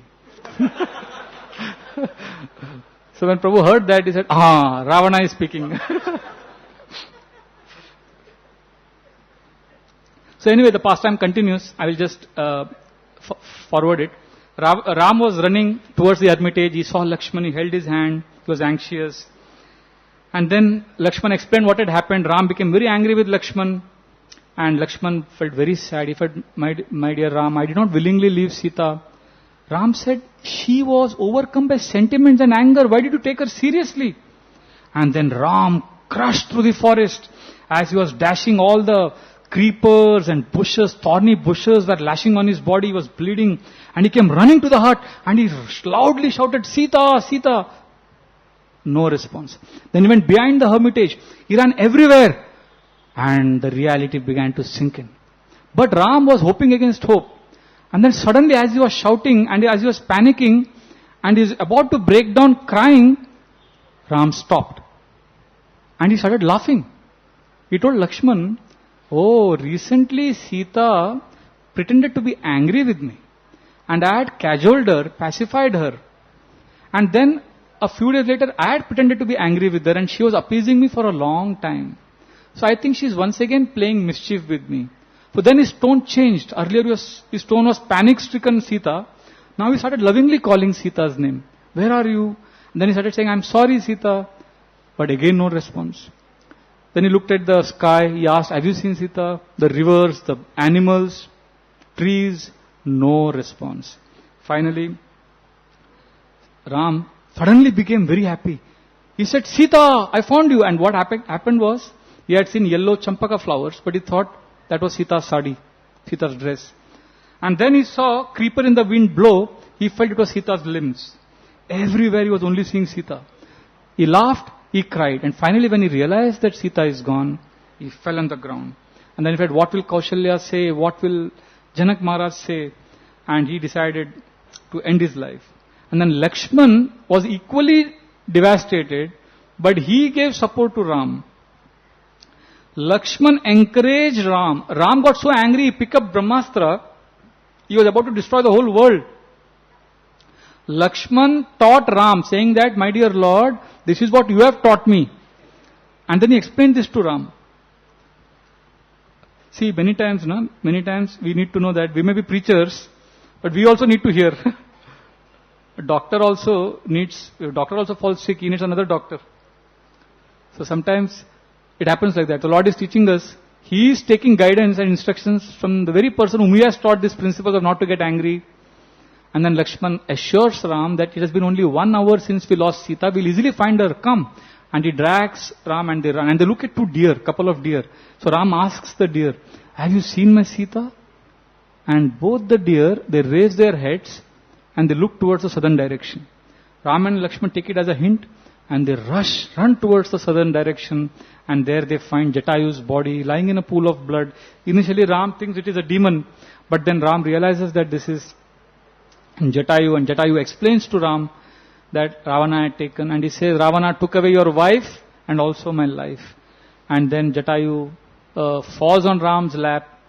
Ram cries and he says, I am feeling as much pain seeing my friend Jatayu die as I am feeling pain of separation from Sita. And then he performed the final rites for Jatayu, which he did not do even for his father. What an amazing honor and glory Jatayu got. Srila Prabhupada says in one lecture, March 1977, that our mission is to fight like Jatayu for Krishna. We don't care for ourselves, but we want to serve and please Lord Ram. So, this is the difference between Maricha and Jatayu. Maricha wanted to die in the hands of Ram, but he caused separation of Ram from Sita. Jatayu preferred to die in the hands of Ravan, so that Rama and Sita are together. So like this pastime happens. There is no end. There is a lot of pastimes we could discuss, but now I will conclude because Ramayana is, like sugar candy. Wherever you taste Ramayana, you will find sweet. See, this is a difference, Novels and movies, they entertain. Definitely. Otherwise, people won't be mad for it. But do these novels and movies that we see, do they impress upon the reader or the viewer to dedicate his or her life to live by some principles, sacred principles?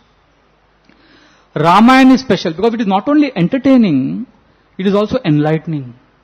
The values that are enshrined in Ramayana, see, this is a very popular scripture, Ramayana. And it helps us dedicate our lives to virtue. And even if your friends you meet during preaching or your relatives, they're not interested in Ramayana as a scripture or as a transformational thing, we can at least lure them to read and hear Ramayana once by telling them how Ramayana is also filled with lot of interesting general knowledge and trivia and facts which they don't know.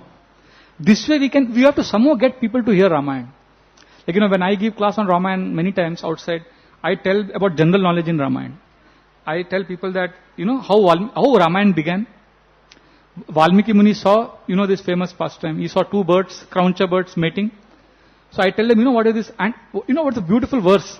Valmiki, he tells his disciples, now they are seeing these two crauncha birds. And Valmiki tells, crauncha is called in English as sarus crane. It's one of the types of crane birds, sarus crane. So Valmiki tells his disciples, these cranes are enjoying so much. The speciality about these cranes? The female, she is monogamous. Once she is attached to her mate, even if her partner dies, she will always remain chaste. This is the nature of sarus crane. So he tells like this to his disciples. How the female is very attached to her partner. And that very instant a hunter shoots an arrow and that male dies and the female is wailing piteously. We know this pastime. Now it's interesting that what Valmiki said casually to his disciples, modern zoologists who study animals and birds, and the branch of zoology called ornithologists who study the birds specifically, with all their scientific study and advancement, all their research, they have proved and they have confirmed that sarus crane is generally the female species only accepts a male once. And if the male were to die, she remains chaste. Now, my question when I ask people that what was casually told by Valmiki is confirmed millions of years later. What does this prove? In fact, you will find many such things casually mentioned in Ramayana. Like when Bharat comes to Ayodhya, very interesting. When Bharat comes to Ayodhya and Kaikeyi is very happy, you become the king. So Bharat is scolding Kaikeyi. So he tells her many things. When chastising her, casually he also tells her, he tells her, Mother, you come from your kingdom. Now for us we should know what king, she is coming from the modern day Russia, Ukraine, that area. So Bharat, he considers himself as a servant of Ram, right? He doesn't want to be a king. So when chastising his mother for her terrible decision, he reminds her that, my dear mother, even the peacocks in your father's place, they choose the senior most as the king and the senior most one who has a crest on his head. So how can you expect me to be the king in Ayodhya when our older brother Ram is alive? Now if you go back and if you do some research on history, you will realize that region of Russia, Ukraine. Now if you go back and do some investigation on their paintings, their clothes, their embroidery, you can go back as far back as 10th century. Before that they don't have data. But you will find all the embroidery, all the artistic things mentioning almost everywhere peacock is mentioned. And especially the special peacock with the crest on its head as the king of the peacocks. So what I'm saying is, now that time Valmiki was staying in where? In India, some corner. What modes of transport did they have? And now with all these modes of transport and internet technology, we don't know what is happening, what is a bird in which country. How did Valmiki know all this? Sitting in his cave or sitting in his hermitage. So when you ask these questions, people understand, oh, Ramayana mein dam hai. That is the way we use it as a hook to get people to hear Ramayana. Because the Ramayana mentions the ancestral home of Bharat and Shatrughna. And how it mentions? It is a place where the dogs and deers drove the vehicles. If you go even now to snow-capped places, that is how the life is. And when Bharat and Shatrugna came back to Ayodhya, they came back wearing woolen clothes through lands covered by snow. These lands are referring to modern day Russia, which is a phonetic misnomer for Rishi. Phonetic is a science of sound, pronunciation. In fact, that's another whole subject, how Ramayana is all over the world. But basically Ramayana exposes the fallacy of modern Indologists. If you actually see, there are many scholars who are die-hard fanatics, they will prove that Rome comes from Ram. They have all the evidences to prove. In fact, one Indian sannyasi, when he went to Ethiopia, this is a true story. He met Haile Selassie. Haile Selassie was the emperor of Ethiopia. And this is an amazing story. Indian sannyasi thought I should give him some gift. Ethiopia is how many miles away? 3,000 miles away. It's in Africa. So he gave Ramayana as a gift. And you know what Haile Selassie emperor said? He told the sannyasi that we are descendants of Lord Ram. He said we are Kushites. In fact, you can check on the internet. Ethiopians are even today called as Kushites. Descendants of Kusha. That land is called as Kusha Dweep. In fact, they may not be devotees of Ram. You ask them your origin. Any Ethiopian will tell you our origin is mentioned in Bible. Bible it is said that we are descendants of Kush, who is son of Ham. They don't say Ram, but see what happens is, that is phonetic. See, science of sound is not, it's not an imagination. It's a reality. 3,000 miles away from the mainland India, there is influence of Ramayana. That is the point I am saying. Egypt derives its name from the Ajpati. Ajpati was the forefather of Ram. In fact, in Egypt even today you will find lot of references to Emperor Dashrath. So Egypt is even further. It is 5,000 miles. It's north of Africa. So the point I am saying is, there has been worldwide influence of Ramayana and we can revive it in our own small way by playing an instrument. Even today you go to Iran, they worship fire. Where is worship of fire come from? It's a remnant of Vedic culture.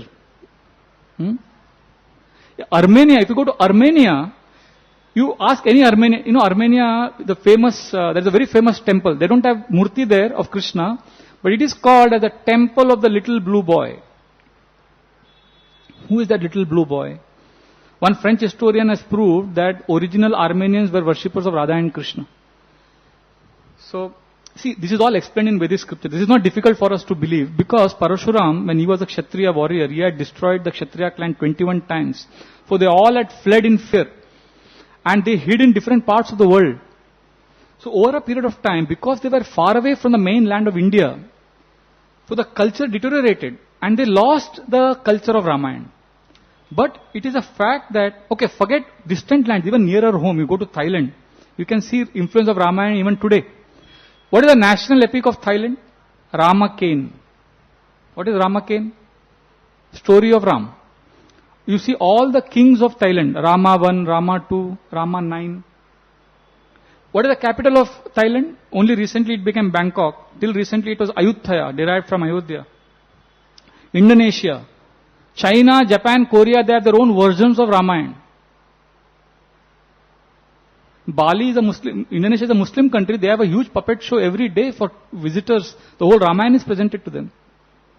Japan, they have their own, not only version of Ramayana, recently Japanese made a animated film on Ramayana made by Japanese for the Japanese audience. And we are apologetic for Ramayana. See, just as Bible has played, we all agree, Bible has played a pivotal role in the way, Western history has been formed. If you see Western poetry, Western science, somewhere Bible is mentioned. Bible is the heart of Western civilization. Similarly,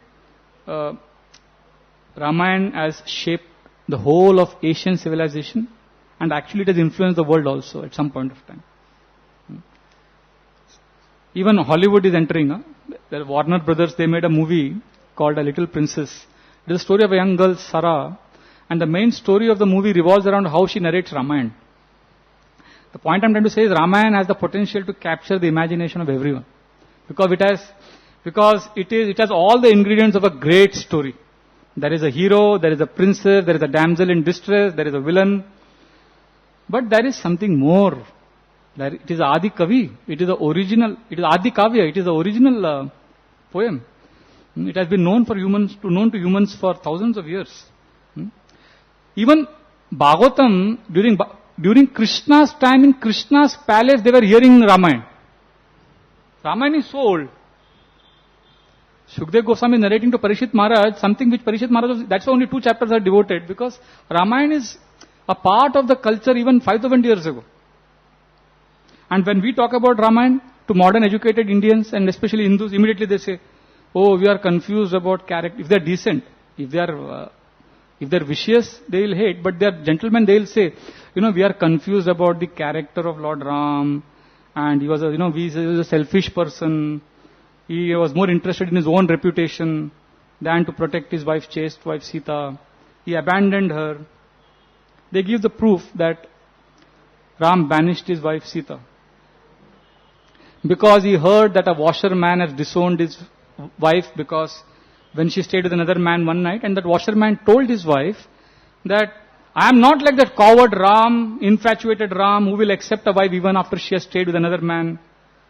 So basically the argument is, Ramayana teaches values that are outdated and inhuman. It is of an old age where people were barbarians and savage.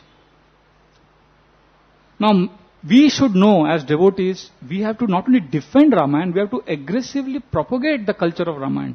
Because Ram, if he was a coward, if he was a darpok, he would not have fought a bloody war. And if he was infatuated or selfish, if he was selfish, he certainly wouldn't have sent Sita away. Because he loved her very dearly. In fact, if you read Ramayana, over 24,000 verses, Ram's fondness and affection for Sita is described in such great detail. In fact, when Sita was kidnapped, Ram was so inconsolable. Okay, forget why Ram banished Sita. That we will discuss some other time or later, maybe after some time, after a few minutes. But we need to know the attitude of Ram. Anybody challenges Ram, why Ram left Sita, we should first counter challenge by saying, can you prove that Ram did not love Sita? What of Ram's attitude towards Sita? He was as dedicated to her as she was to him. Now Uttarakhand, before Ram sends Sita away to Valmiki's ashram, the Uttarakhand describes Ram's mood. He tells Lakshman that once Sita goes, I will not have even one moment of peace. I'll be devastated. I will know no happiness. In fact, so acute was his pain of separation that he refused to remarry and he lived for the next 10,000 years. Now, it is a common tradition for kings that time to have more than one wife. Do you know how many wives his father Dasharath Maharaj had? Dasharath Maharaj had 350 wives. 3 of them were principal wives. But he had 350 wives. Some other time we'll discuss how he married those 350 wives. That is another pastime in itself.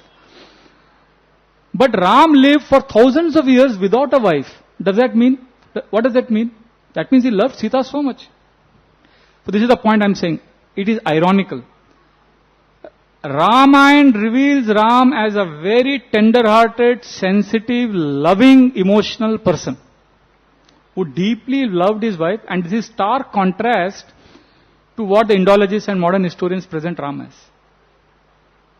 In fact, if you read, we should read how Ram's heart breaks in the Aranyakand when Sita is kidnapped. Chapter 60, 61, 62, 63. 4 chapters, Ram is only crying. And Lakshman has to console him. And later on in the Kishkindakand, when Ram is with Lakshman at Parshvana mountain, chapter 27, again Ram breaks down. He sees in India, autumn season, it heralds love, hope is blooming in the heart. So when there is rain everywhere, Ram's heart immediately remembers it. Anywhere he sees, it reminds him of Sita. He sees some fragrant breeze, he feels, Sita is here. He remembers Sita in every occasion. And that time when he gets despondent, Lakshman gives him a self-help lesson, motivational speech. And what a line Lakshman says. He says, my dear brother, if you now are despondent, you will be distracted from your goal. Very powerful lesson. So what I'm saying is, Ram was tender-hearted and he loved his wife Sita. So our main premise should be, see, the basic premise of the modern people is what? That Ram was a chauvinist, male chauvinist. And Ramayana is a product of a culture that breeds on dogmatism and bigotry. That we should smash by proving that how Ram loved Sita. Simple. These are the proofs. So once they accept that Ram loved Sita very dearly, these are the proofs, then we can address the question, okay, why did he banish Mother Sita? Without a person accepting through these proofs that Ram loved Sita, there is no point discussing that why Ram banished. Now, if they accept that Ram loved Sita with all these evidences, then we can tell them about the concept called Dharma conflict. Every devotee should know this. Dharma, what is Dharma conflict? First, let us know what is Dharma. And when we ask what is Dharma, people immediately say Dharma means duty. No, there is more to Dharma. Yes, Dharma means duty, but Dharma is a word which does not have an English equivalent. Dharma, in simple words, it is derived from the Sanskrit word root, dhatu, it is dhra. So, what is Dharma? So, to understand that, we need to know that each one of us here, each human being is responsible to lead his or her life in such a way that helps the human society sustain life, which is in accordance with cosmic laws. So, dhra means to sustain, to hold, to carry, to be responsible. So, when we uphold our duties, when we do our dharma, let us say a mother takes care of the child, or let's say a student is studying sincerely for his studies, college or studies. So, when we are sincerely doing our duties, what we are doing is we are ensuring overall proper functioning of the human society, because we are doing our dharma. Because this universe is controlled and governed by certain ethical and moral laws. And when individuals conform to these righteous behavior, they are ensuring balance and harmony in nature. So this is dharma. Now the problem we all face is, as human beings, we have a very big problem. We have a gift of choice. And when two duties or two dharma conflicts, we don't know what to do. Animals, no problem. They just act by instinct. But human beings have, अब ये भी सही है, अभी ये भी सही है, क्या करने का? ऐसा हुआ है? Anybody has gone through this experience? We all have gone through. Two right things, what to do, what not to do. So Lord Ram also had two right choices, as a king and as a husband. So, see, when we face choice like this, we can choose only one, and that choice will mean consequences. We all have faced. You know, one devotee was saying, he's in US. He's saying, Prabhuji, my parents are saying come back to India, and my wife is saying stay back in America. Prabhu, what should I do? So we told him, Prabhu, you are exactly in a situation like Lord Ram. We encouraged him. Dharma conflict, दोनों सही है ना? क्या करना चाहिए? Who will decide? Both are dharma. To take care of your parents and your wife also. Like, you know, one person, his office career prospects are rising, and he has to make some important things in the office, and he has to be in office, but his daughter is repeatedly falling sick and she deserves more attention. She needs more attention. This is a classic dharma conflict. Do you understand what we are talking? So basically what we are saying is dharma is relative. Sometimes what is considered as right in one situation could be wrong in another situation. ऐसा भी हो सकता है. Speaking truth is dharma or no? Dharma. Nobody has doubt about it. Let us say an innocent man is chased by some assailants, some muggers, and this man comes running and he knocks on your door and you open the door. Will you give him shelter? Let us say you give him shelter. And then moments later, these gundas, they again knock at your door and they ask you if you had seen a man whom they were chasing. Has he come to your house? What will you say? Will you speak the dharma, truth?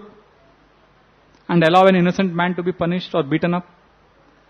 Or will you speak a lie so that an innocent person is saved? So the point I'm trying to say is Dharma is personal. See, many people guide us. There are wisdom books, there is Bhagavatam, there are Vaishnavas, and there are saints of the past. Ultimately, believe it or not, we may not like to say it, it's our conscience. It's the inner moral compass which directs us to make the right choice according to the time, place and circumstances based on the right understanding that we have gathered over a period of time. And Ram had a very tough decision to make. What happened? His washerman had not told him. This is the big misconception. Ram had a cabinet of 10 ministers, trusted ministers, and Ram asked Bhadra, "Oh minister, tell me what is the condition of the kingdom?" And Bhadra told him all the good things, and then he hung his head low. Ram said, "There is some bad news also, tell me." Bhadra said, No, tell me. So then Bhadra said, "Many citizens are saying that you have bought back Sita after she stayed for 1 year with another man. It is not Sita's fault. Sita is not fault, but you are not setting a right example. If you are an ordinary man, you could have kept her. But you are a king and you can't set this wrong example." So Ram was shocked. "What are you saying?" Then he looked at the other ministers. He said, "Is what Bhadra saying true?" And each one of them confirmed that there are many citizens talking about Lord Ram's character like this. See, Ram was a king, and the king's currency to rule is what? Is the mandate of the people. And Ram was not ruling for sense gratification, he was ruling to serve the people. So if he has to serve the people, he has to get their mandate. So one devotee said, "Kya mandate? जो ऐसा बोल रहा है उसको jail में डालो." That then you become, then you are taking prisoners of conscience. Amnesty International will come to your house. You know, in this world, Amnesty International is very active. When the king or the rulers make prisoners because they don't like the government, that means you are taking prisoners of conscience. How can Ram as an ideal king do that?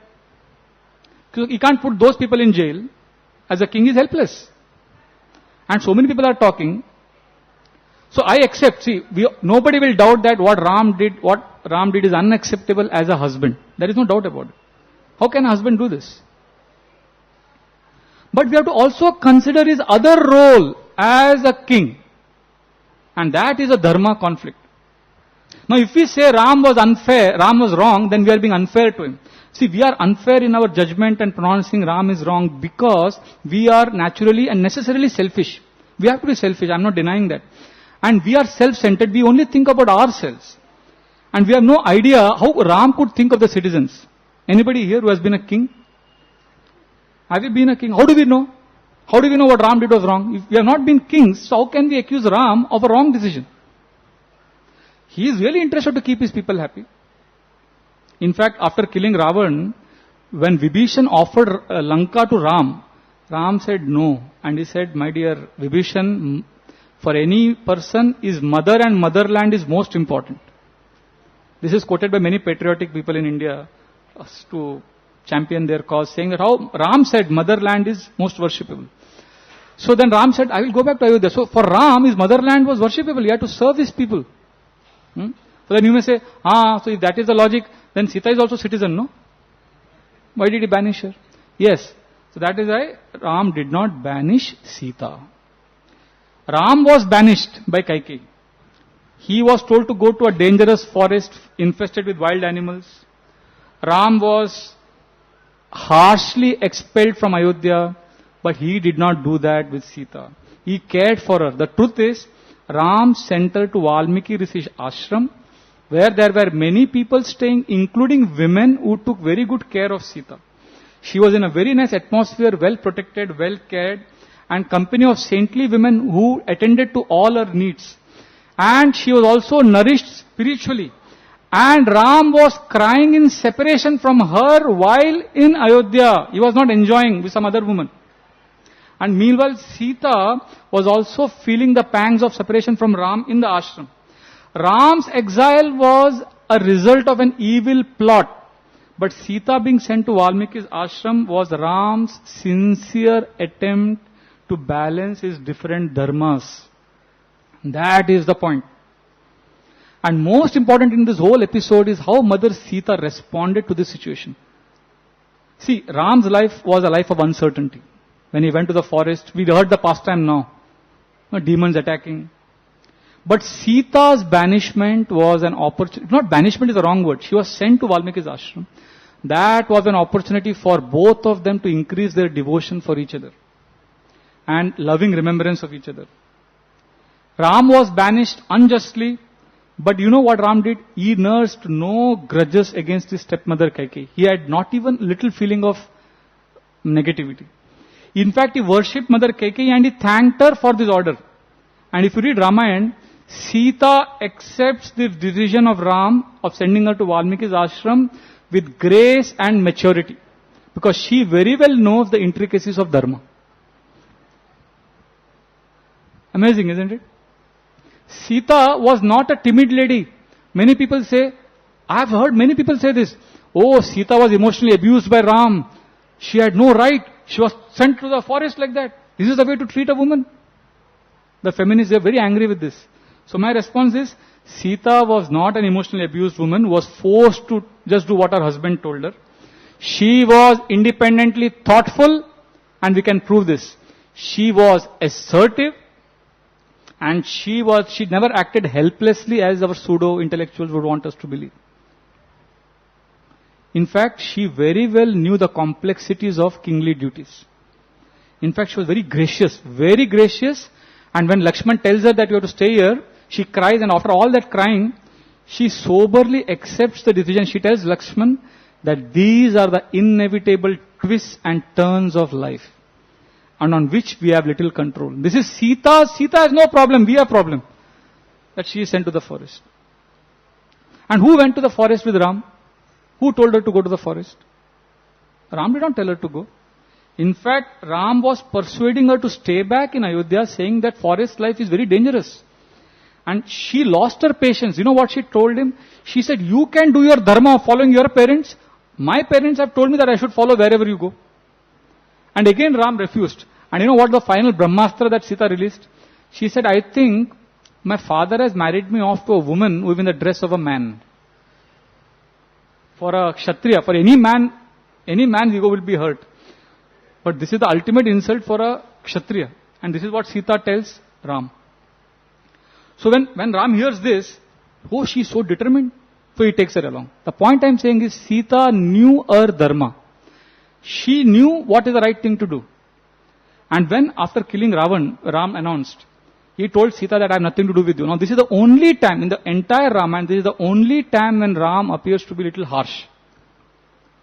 And what happened to Sita? Did she say, oh, okay. She got angry. She scolded Ram. Left, right, center.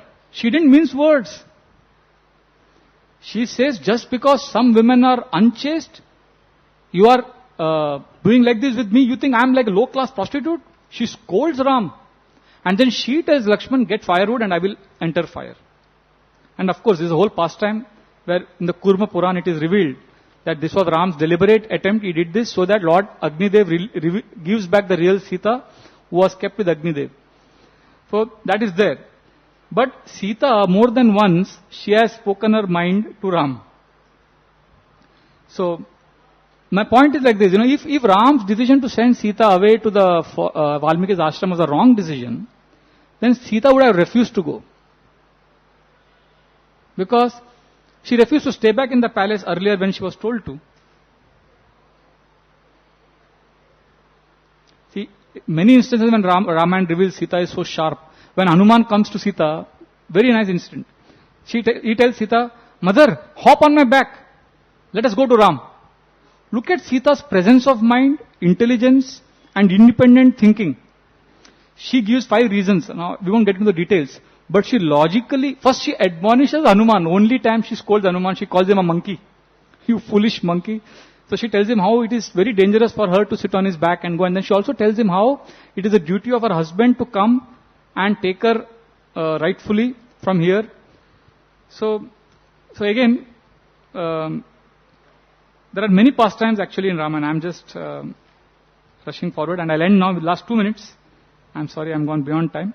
But I think this entire pastime of Sita being sent to Valmiki's ashram needed to be clarified for especially preachers as well as for devotees, because we get doubts.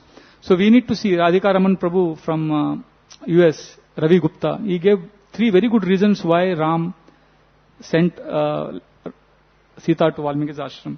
He says this pastime, the entire pastime, the first reason why this whole thing happened was Lord Ram wanted to teach us the challenge of balance. All of us have many duties to perform, and for most of us, even if we perform 50% of them, of our expected dharma, then we can consider ourselves as successful. And Lord Ram, almost all the dharmas he did nicely, but he may have had success rate of 80%, but that is also very high. But the point is teaching us, if we are in this material world, to satisfy all duties, to do all our dharmas, and if Lord Ram is not free from censure, if he is not free from being scolded, how much more difficult it is for us to perform our dharma. I think this whole pastime should give us courage and strength to march on in life, even if others don't appreciate our good intentions. Many times people don't appreciate us and we feel discouraged. So we have to keep going. That is the first lesson. Second lesson we learn from this whole pastime is that Ram's when we tell people dharma conflict, many times people, they just poo-poo it away. They say, hey, dharma conflict is, what dharma conflict? They are not able to understand it. So I know that, if we dismiss this concept of dharma conflict, it only means that we have not lived long enough in this world. Simple. That is the only logic. You live for some more years, 100% you will face dharma conflict. Anyway, that is the first reason. Second, more important, is the leadership lesson. What was Lord Ram's incarnation's purpose?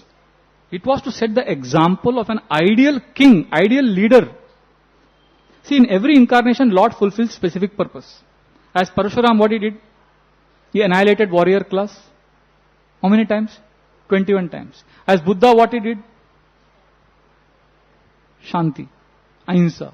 So you can't accuse Parashuram, why he didn't do what Buddha did.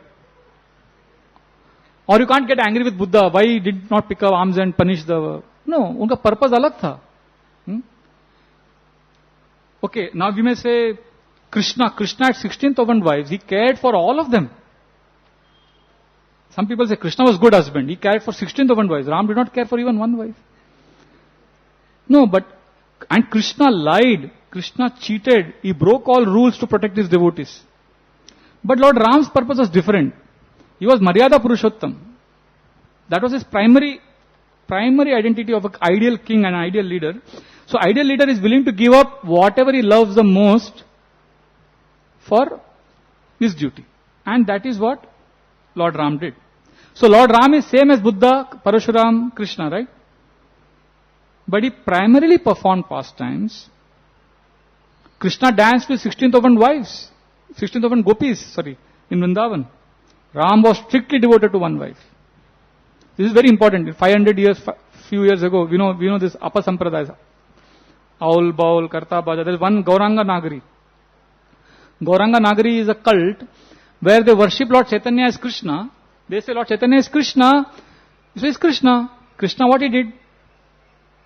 He danced with gopis. And we are gopis. So the men, they think they are gopis and they dance with Gauranga Mahaprabhu. Now yes, they are technically correct. Gauranga Mahaprabhu is Krishna, but he is a sannyasi. Don't mix the role. So Lord Ram is ideal king. That is his primary purpose. And for that, he will give up. These are the 2 reasons. But the most important, which I will end in half a minute, which was his main agenda for coming, and that was the internal reason, it was to relish the Vipralamba Bhav, the love in separation. We all know when 2 lovers meet, they express a lot of happiness. But when they are separated, the intensity of emotion that is churned in the heart is much richer. The pain of not being with the beloved strengthens the lover's hankering. Now this principle applies even to God.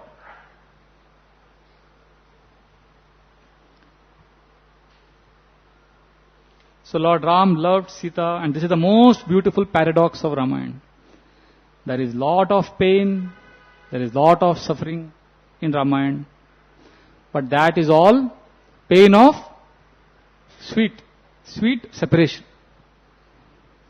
See, when we read a tragedy, what we feel? It's a meaningless thing. Sab mar rahe hain, sab pain mein. That is the tragedy of this world.